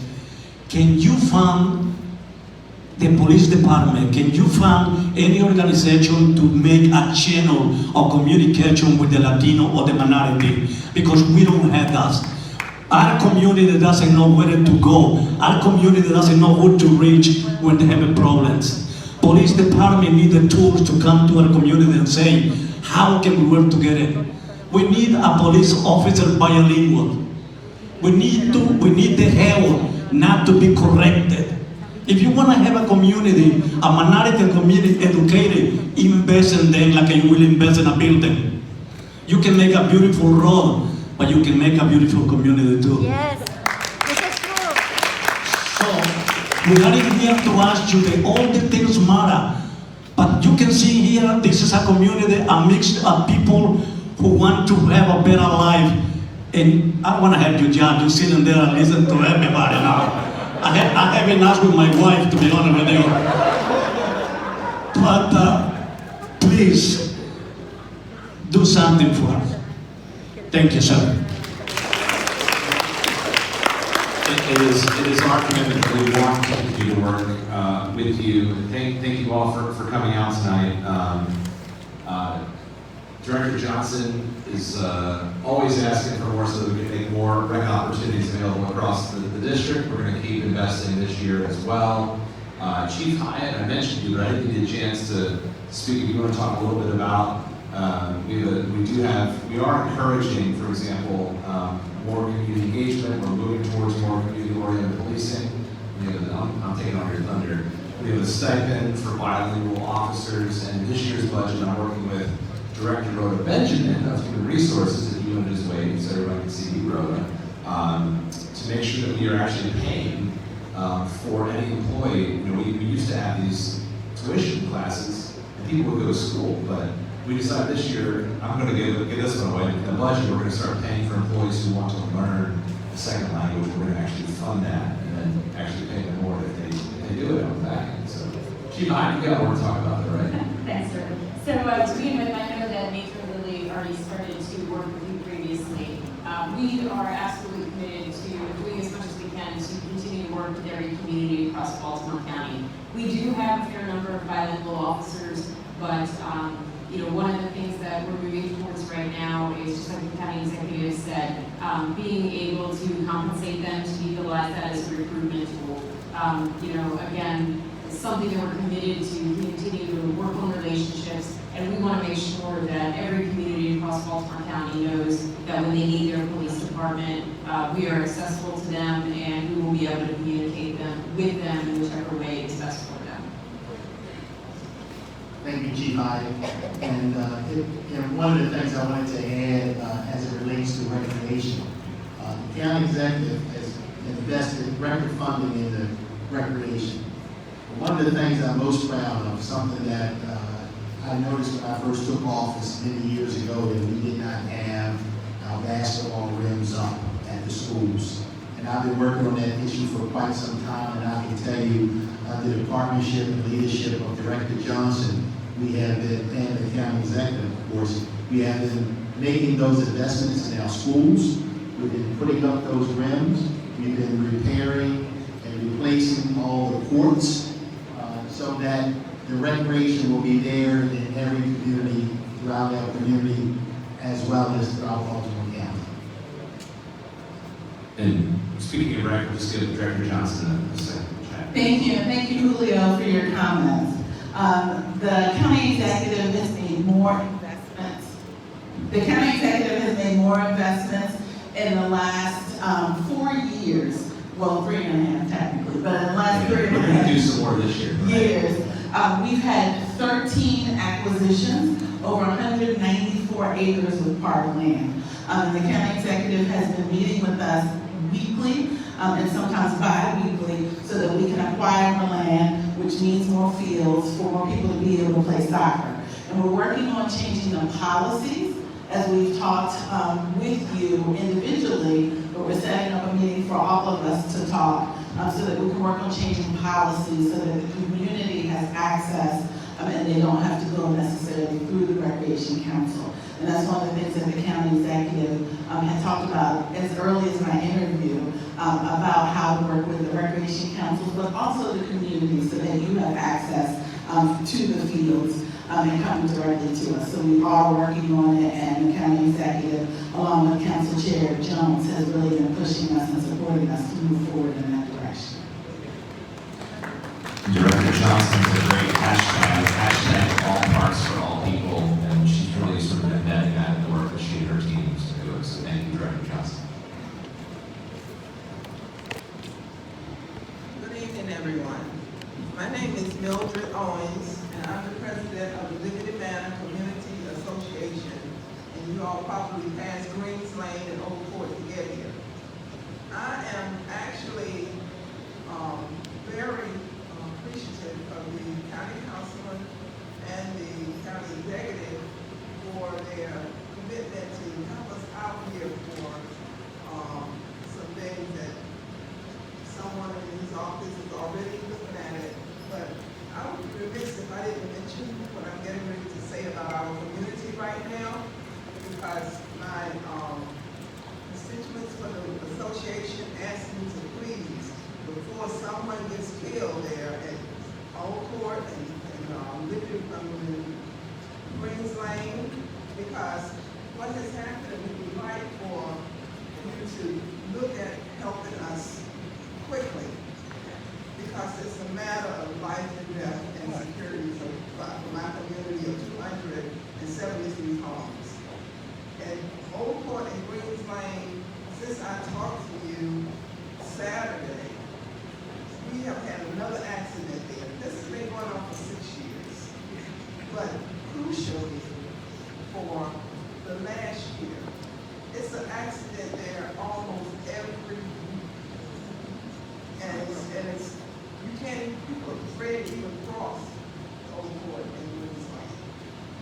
So if you could give us a traffic light, because this is what happened, the roundabout that we have, you're on it before you even can see it, especially at night. And people are either knocking down the yield signs, you don't have that security for the 4 different streets that with the 4 streets, you only have 3 security measures there. And one of the measures are missing. There's only one layer of brick there. And the brick is almost the same color as the street, so we don't realize it's there. And the trees that were there, they get knocked down so many times, and people ride it, and the police have come so many times until they don't even come most of the time until an hour later, because it just keeps happening. I have begged them, we talked about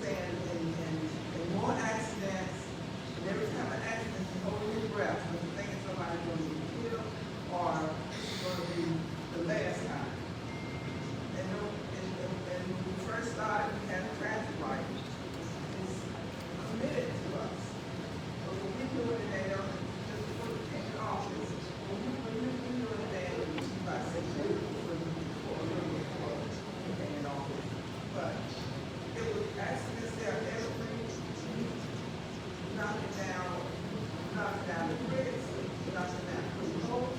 We got an area where it's sinking around it, and that's been over a year. I talk, and every time I talk to the police, people call me and I go, and they said, no.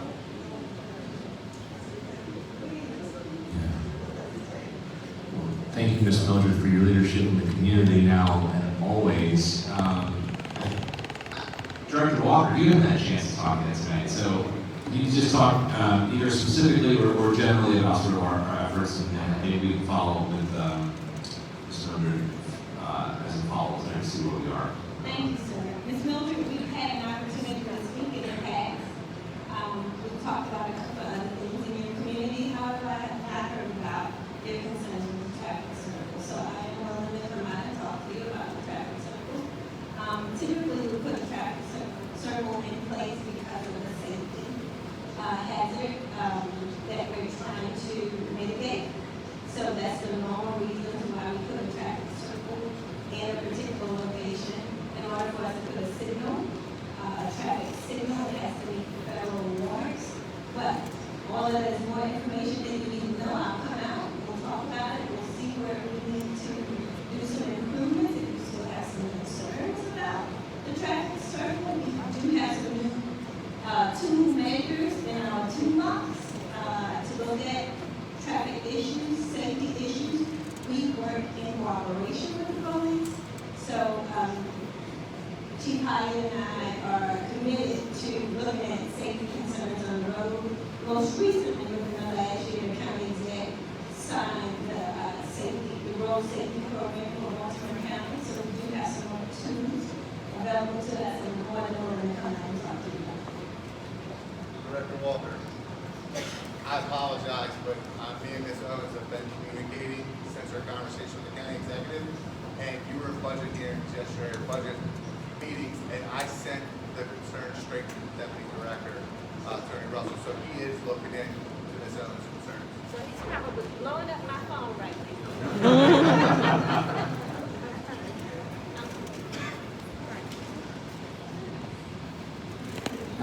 As we're passing to the next person, there are just some outstanding partners. I know that we have the library director who's joined us tonight.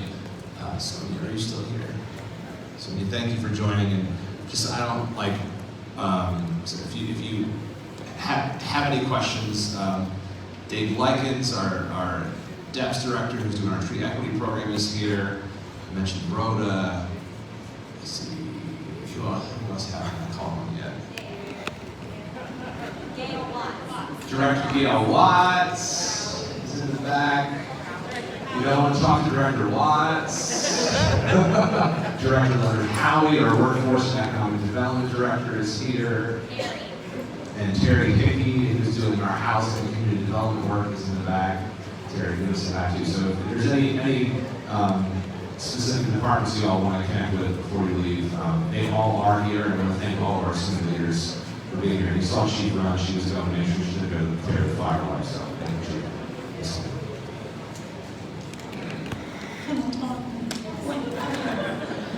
Good evening, my name is Barbara Greer, and I stand here just as a Baltimore County resident. I have been here for over 25 years, and throughout that time, I both worked in the education arena and moved outside the education arena to see what the changes have been making. I think my concern now still remains to be education. I'll say that I have sisters, brothers, cousins, and whatever, who have either started in Baltimore City, moved to Baltimore County, and actually went further to all of the counties throughout Maryland because of some of the things that we were able to do in the public educational system. I'm not going to talk about degrees or anything else, but I'm very proud of my parents who are no longer here as to how we were able to manipulate to learn in a public setting. But in that public setting, I have to keep reminding other people that public means all people, all kinds, all nationalities, and it also means them having a voice in the school system. I see some changes that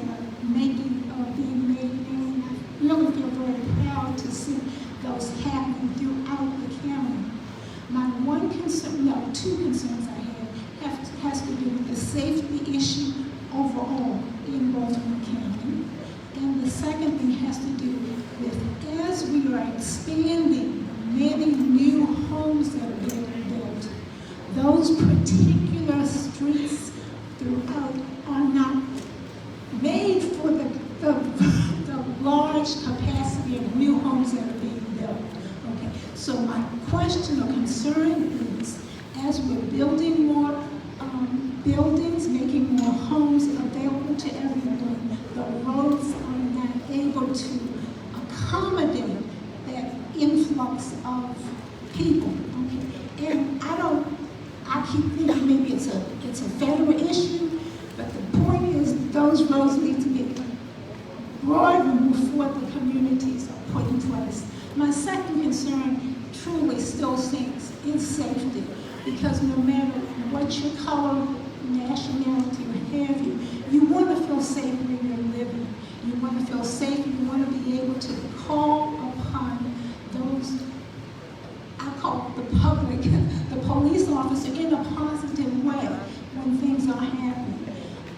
And for me, personally, I have seen some changes in terms of what has been happening in various parts of Baltimore County, and I don't like it. So that's just me talking as a citizen. No, I don't have the answer. I don't have the answer, thank you. But I just wanted to express my personal opinions. Thank you. Totally agree on the education front.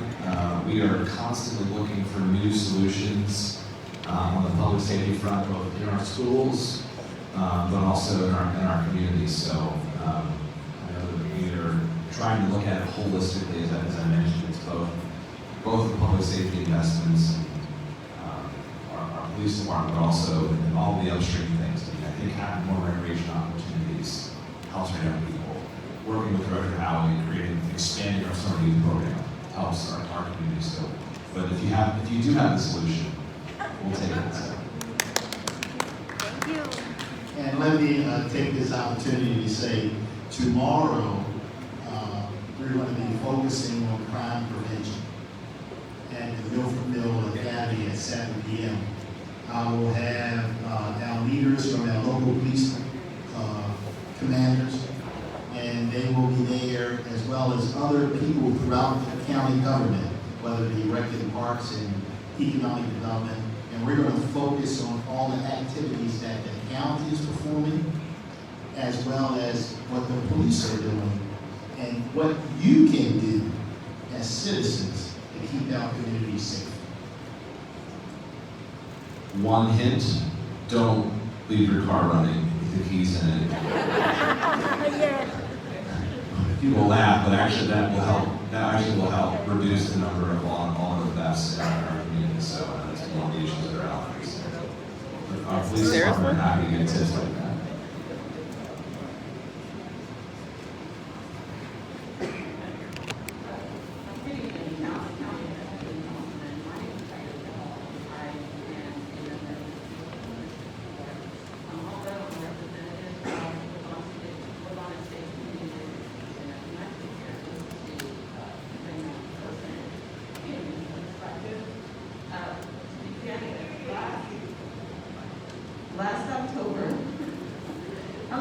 Last April, in correspondence to Baltimore County residents, it was mentioned, or it was stated that open green spaces were essential to building a sustainable community,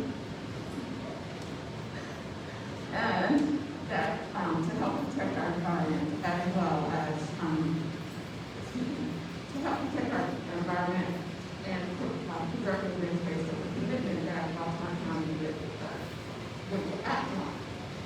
I was pleased to see that in $7.9 million increase for green space.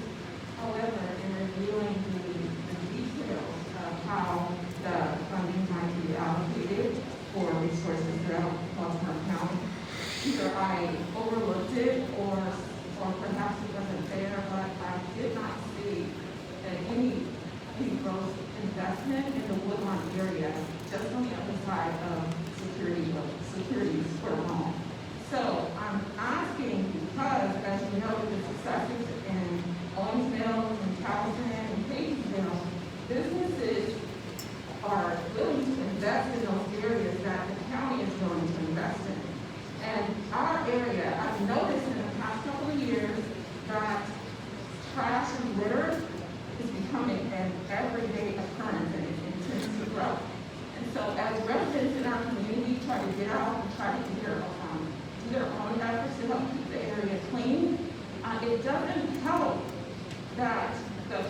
don't get that much support from the counties.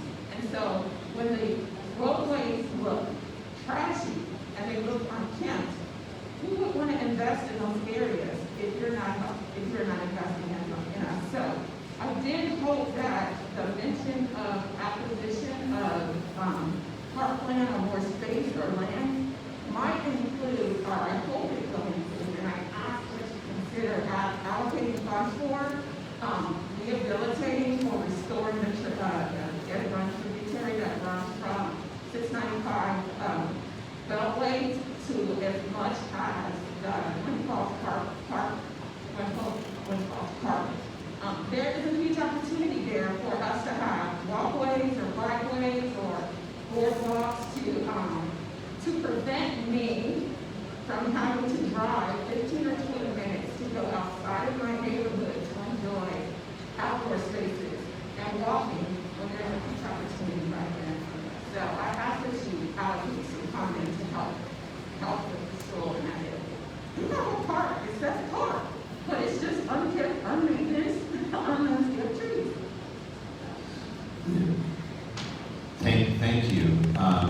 So are you referring to I don't know if this is a Roz or a Dave sort of tag team or Roz, but in addition to the investments in the parks and the open spaces, so in addition to this community development organization for the Liberty Road Corridor, we're also putting forth funding for community equity districts and going in and trying to build capacity sort of beyond the open spaces. So we're trying to make investments that are holistic. Roz, do you want to speak to the...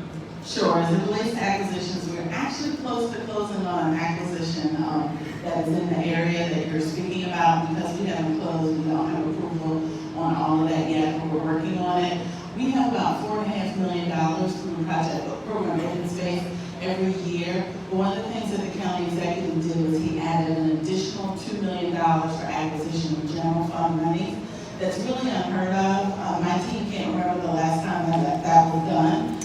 So we are looking. If you have any properties or anything that you're aware of, most of the time we hear about it either through real estate agents reaching out to us, our team driving by, our team that's in the community, but also from community members reaching out to the Office of Community Engagement saying, hey, this property is for sale, are you all interested? And we look at it.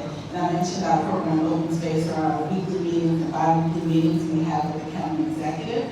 And we can add that to that particular property to that meeting, and we look at it and see if it's feasible for us, either for current need or future need. But also as it relates to Glenwood Park, we have a major investment happening in Glenwood Park, and that's right in the Woodlawn area. And so with that major investment, what we're looking at is a new playground, a new destination playground. We're putting in more parking there. There's about 20-some parking spaces. We're going to increase it to 99 parking spaces. And we're also adding 2 pavilions, a small pavilion and a large pavilion. And we will take into consideration the historic interpretation around that. So we'll all have a merry-go-round or carnival theme related to that. And then with our ARPA funding, the county executive has put in $4 million in ARPA funding so that we can partner with the city and so that we'll have city-county connections as it relates to trails, which is also unheard of. We've had meetings with the city in order to figure out how we're going to work through procurement to do that. But I think in the end, what you're going to see is a much more connected trail system between the city and the county, particularly the Glens Falls area. And then the other thing is, this goes back to the security redevelopment idea is, as Director Lafferty and the planning department bring on the company to walk through that charrette, if there's a desire for more open space, there's a desire to try to find a way to make even that parcel part of the solution, let us know and be part of that process as well. So thank you so much.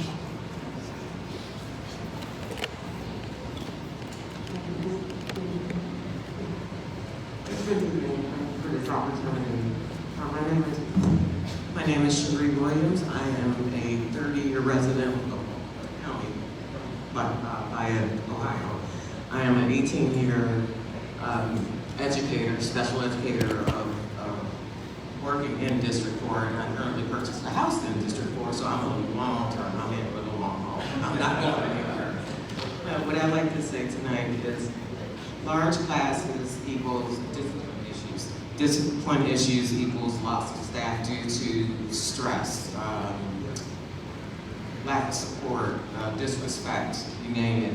Lack of effective educational practices, and then, loss of staff will lead to loss of, or lack of effective educational practices that our students in the Liberty Road and Marriottsville corridor deserve. And so I would ask for consideration of another middle school in the Owings Mills, Newtown area to help alleviate the overcrowding at specifically Deer Park Middle Magnet School. And the last thing I'll say is, I had a lot of emails because I was absent Monday, naughty me. But I was reading through my emails and I came across this email, so unfortunately I don't know who it came from offhand, but it listed 12 to 15 schools that it showed the allocation of funds to these schools. And in the middle of it, in red letters, it said possibly Deer Park Middle, possibly a middle school to alleviate overcrowding in Deer Park. And personally, as an educator, as a person in this community, has lived in this community, has worked with these kids for 18 years, I would have rather they left that off, because I really feel like that was disrespectful. So why is, okay, they have all these schools, some in this area, some in other areas, but why is Deer Park a possibility? Why has it been a possibility? Why has it been a dumping ground all these years? And I realized, honestly, I wish they would have just left it off. I felt so disrespected as an educator and a member of this community serving these kids and these families all these years. So thank you. Thank you for what you do, for doing it so long. We want you to feel respected and appreciated, and I want to thank you and your colleagues for raising the needs at Deer Park tonight as well. So I promise you that we hear you.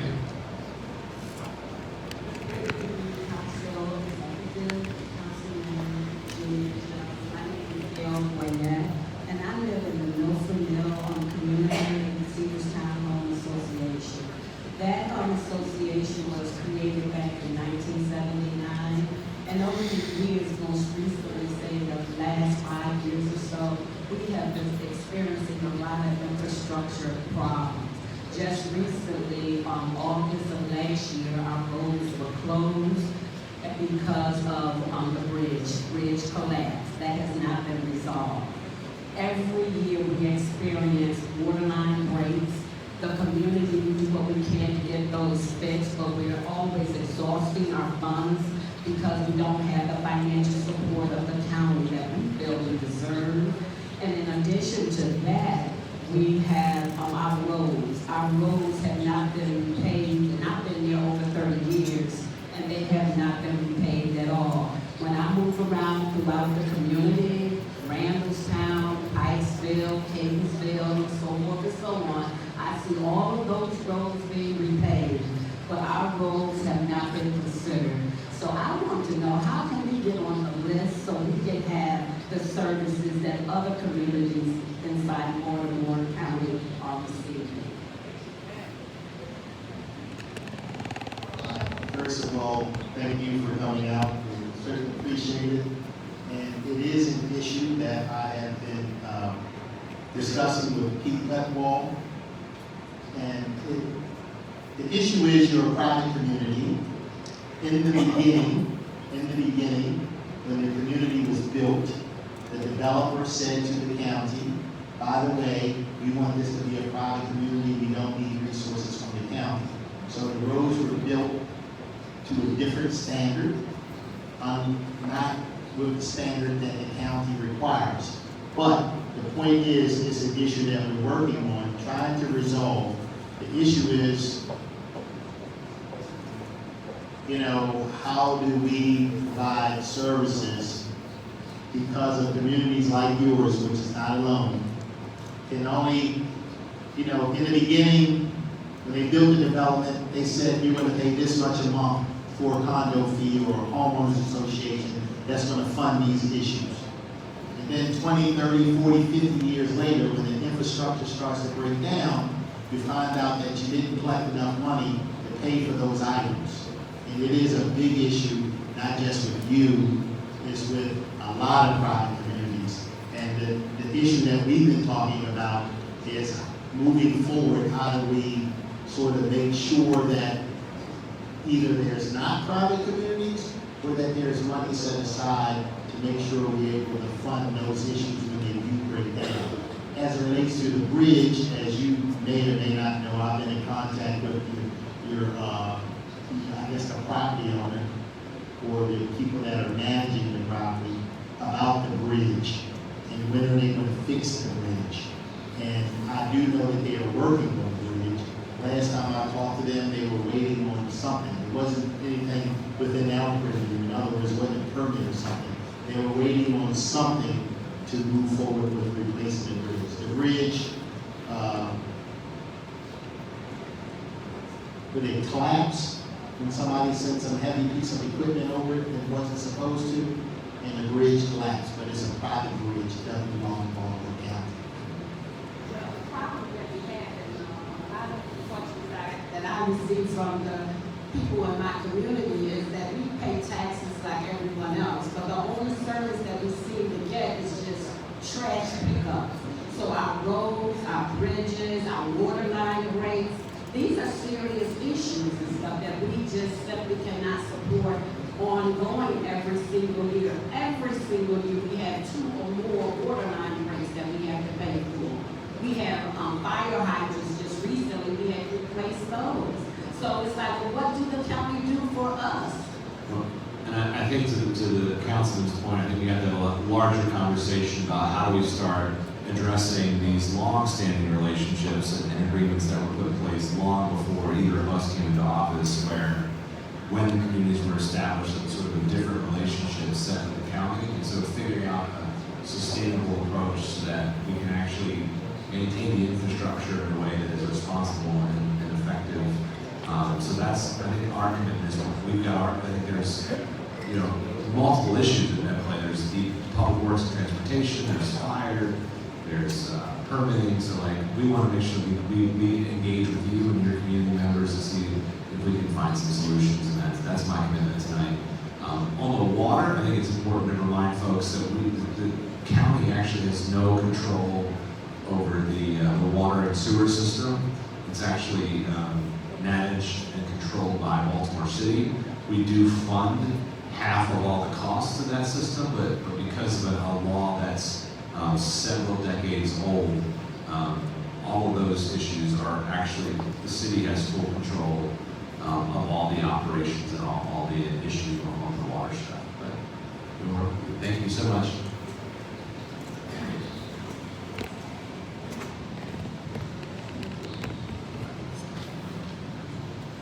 Buenas noches a cada uno de ustedes. Primeramente, darle gracias a Dios por permitirnos a todos estar acá.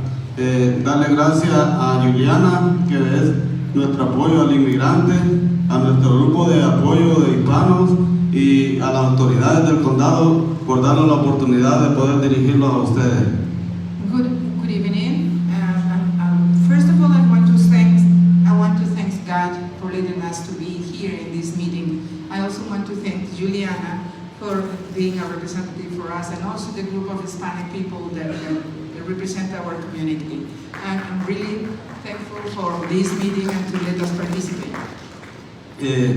Hace poco yo tuve el honor de dirigirme a ustedes y les digo de todo corazón que me siento contento porque nosotros estamos buscando el apoyo para lo que es recrear a nuestra gente en lo que es deporte, en fútbol, soccer.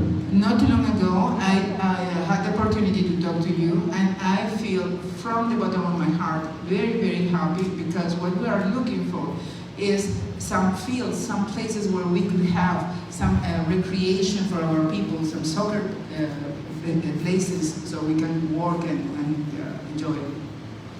Ese día yo me acuerdo que yo les pedí a ustedes de que se comprometieran con nosotros, y me siento contento porque todavía no hemos tenido la oportunidad de una reunión con Miss Karen, pero me decía Juliana de que un día de esto vamos a tener una reunión y les digo de corazón, eso es muy importante para nosotros. Well, I'm very happy at that time I had the opportunity to talk to you, and we don't have yet a meeting with Ms. Jara, but Juliana told me that this will happen very soon because this is a very important thing for us. La verdad es de que yo como líder uno de los líderes, porque no solo yo soy líder, habemos bastantes líderes de la comunidad hispana, me siento agradecido y les digo de corazón y sé que están haciendo un buen trabajo con todas las comunidades inmigrantes y siento de que estamos siendo tomados en cuenta por ustedes, por las autoridades. Well, I, like a leader, I'm not the only leader because here there's some of the leaders of the communities. I feel very pleased from the bottom of my heart that you are considering the community of immigrants in your plans. And I'm very, very thankful to you for all what you're doing. Y les digo muchas gracias en nombre de mis amigos y de todas las personas inmigrantes. Le pido a Dios de que le siga dando sabiduría para poder ayudar a todas las personas, no importa la raza, idioma ni nada, que de su corazón salgan cosas buenas para ayudar a su comunidad. Gracias. Well, I also have to tell you thank you very much for what you are doing for not only my community but all the community of the immigrants that we have in the county. And I ask God that He will give you the knowledge and the science so you can continue trying to make the community one thing and not parts of it. Thank you very much. Gracias.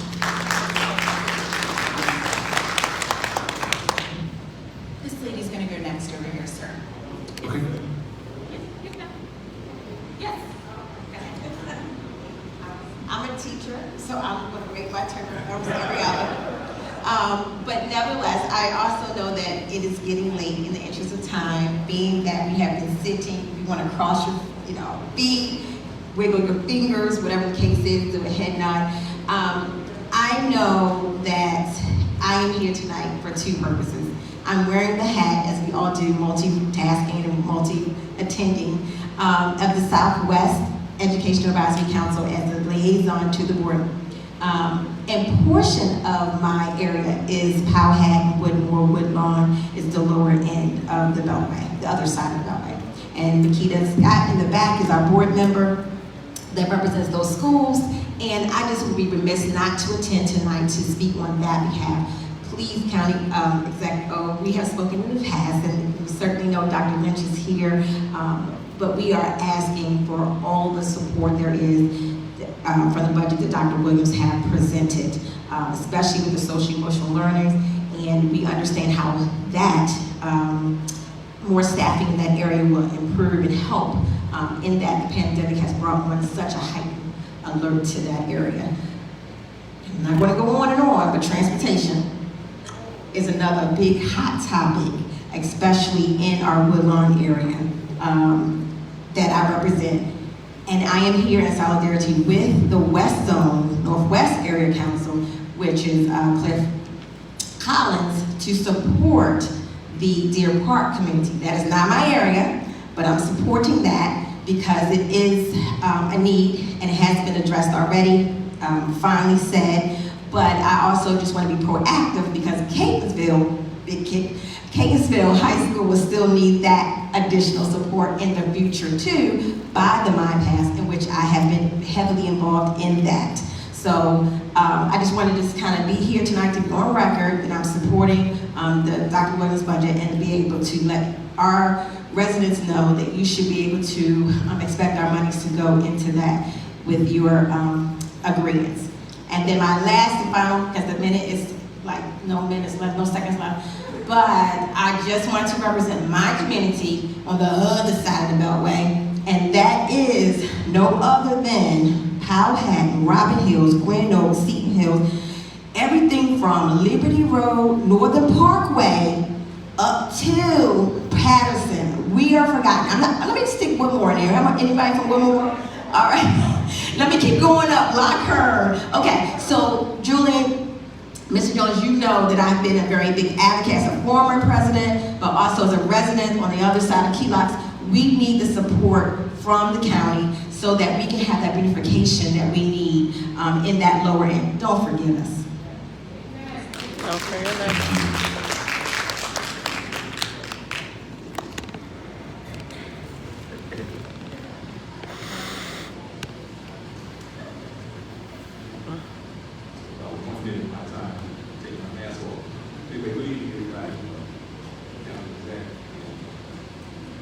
Julian Jones. My name is Clifford Collins. I'm a long-time resident in the community. And like my colleague just spoke, I'm also serving as the chair of the Northwest Area Education Advisory Council.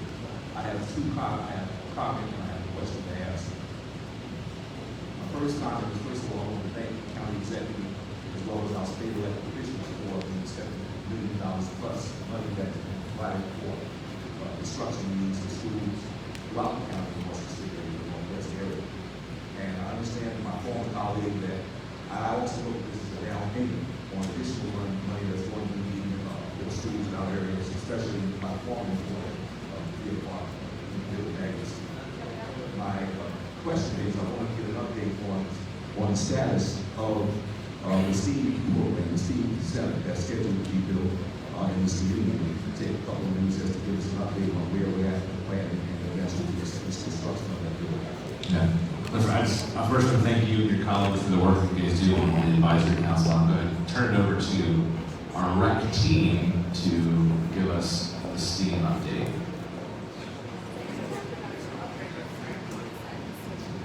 Thank you, Clifford.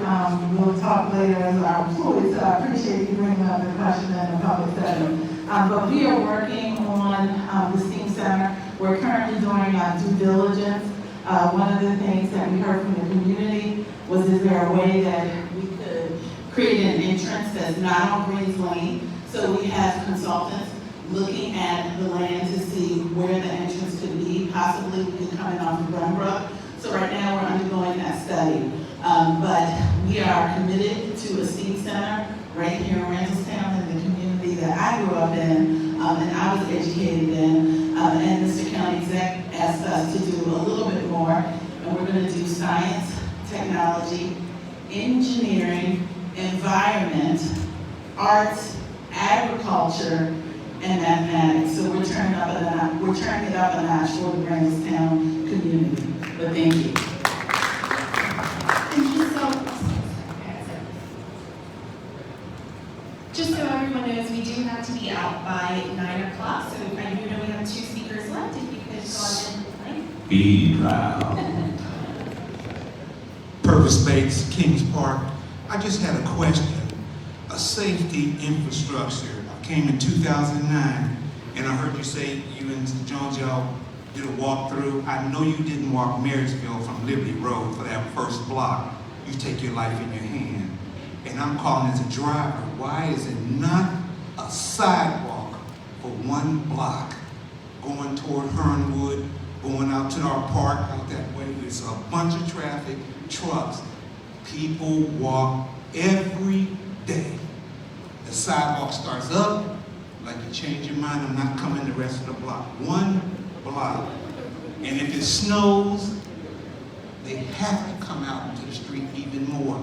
And if you drive Marysville, everybody knows what I'm talking about. If you meet somebody, it's either you're going to hit them, stop, or it's going to be a wreck. I'm just wondering, is that on the board to be done? Is that to be fixed? Liberty Road looks all nice, beautiful. Y'all did all that work there. Code enforcement, if you can get somebody to clean it when it snows, where the people don't walk out on Liberty Road, the businesses, if they not give you 2 days, I don't know what the prerequisite is, but as soon as it stops almost, I do my house, and yes, the snowplow comes and puts it right back on, but I have neighbors who walk their dogs, walk their children, push a buggy. I need the sidewalks clear. Just wondering, is that little stretch on the budget?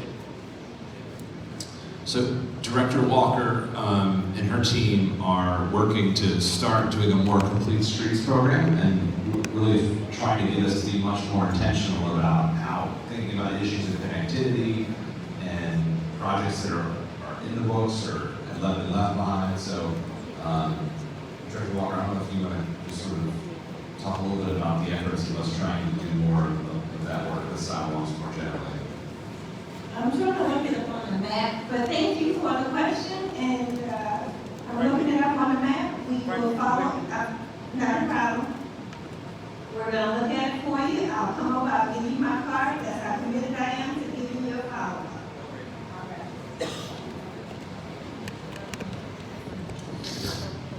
Good evening, gentlemen. I know that we're almost out of time, so I'll make it quick. My name is Earl Payne, and I live in Kings Park.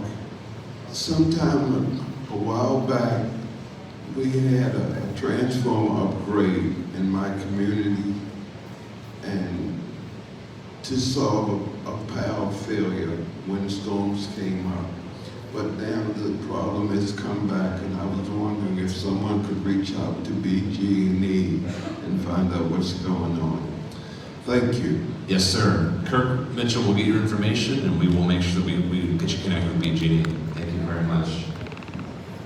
Thank you very much, everyone. Mr. County Executive, I'll turn it over to you. Now, before, can I just say, we are aware, and it is a concern, and we know that it is very dangerous, not just for the people that are walking on Marysville Road. Believe it or not, it's dangerous for every other person who drives on Marysville Road. I live off of Marysville Road, and I can tell you how many times large vehicles have come in the wrong lane so that they make sure they not hit someone, and then they're facing me head on. But it is an issue. I know we looked at it or thought about it. Believe me when I tell you, it's one of the things where it's not as easy as we think. It costs a tremendous amount of money. We're talking curbs, gutters, widening, moving utilities. At best, it's like a 7-year process and probably about $8 million. But we're all looking at it. It is a concern. And we'll get you an answer in terms of what the holdups are, what the challenges are, and we'll try to find some solutions to it. Before I wrap up, I'm going to actually give it back to Councilman Jones if he wants to say a few words overall. I just want to thank everybody for coming out. We certainly appreciate your attendance and certainly appreciate all the comments that were made. We will certainly be following up. I've had my assistant over there taking notes as well, and we just appreciate you coming. And just as important, we certainly appreciate the county executive taking the time to not just come to our community, but taking the time to go throughout Baltimore County to make sure that the citizens' voices are being heard. So thank you very much. Thank you, Councilman.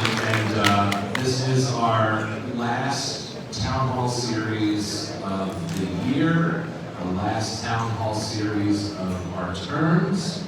I just want to say it's been a real honor to partner with Chairman Jones and with all of you. I'm really proud of the progress we've realized together. I'm excited for what this budget might do. And please stay connected with us as we continue building a better, stronger Baltimore County together. Thanks, guys. Have a good night.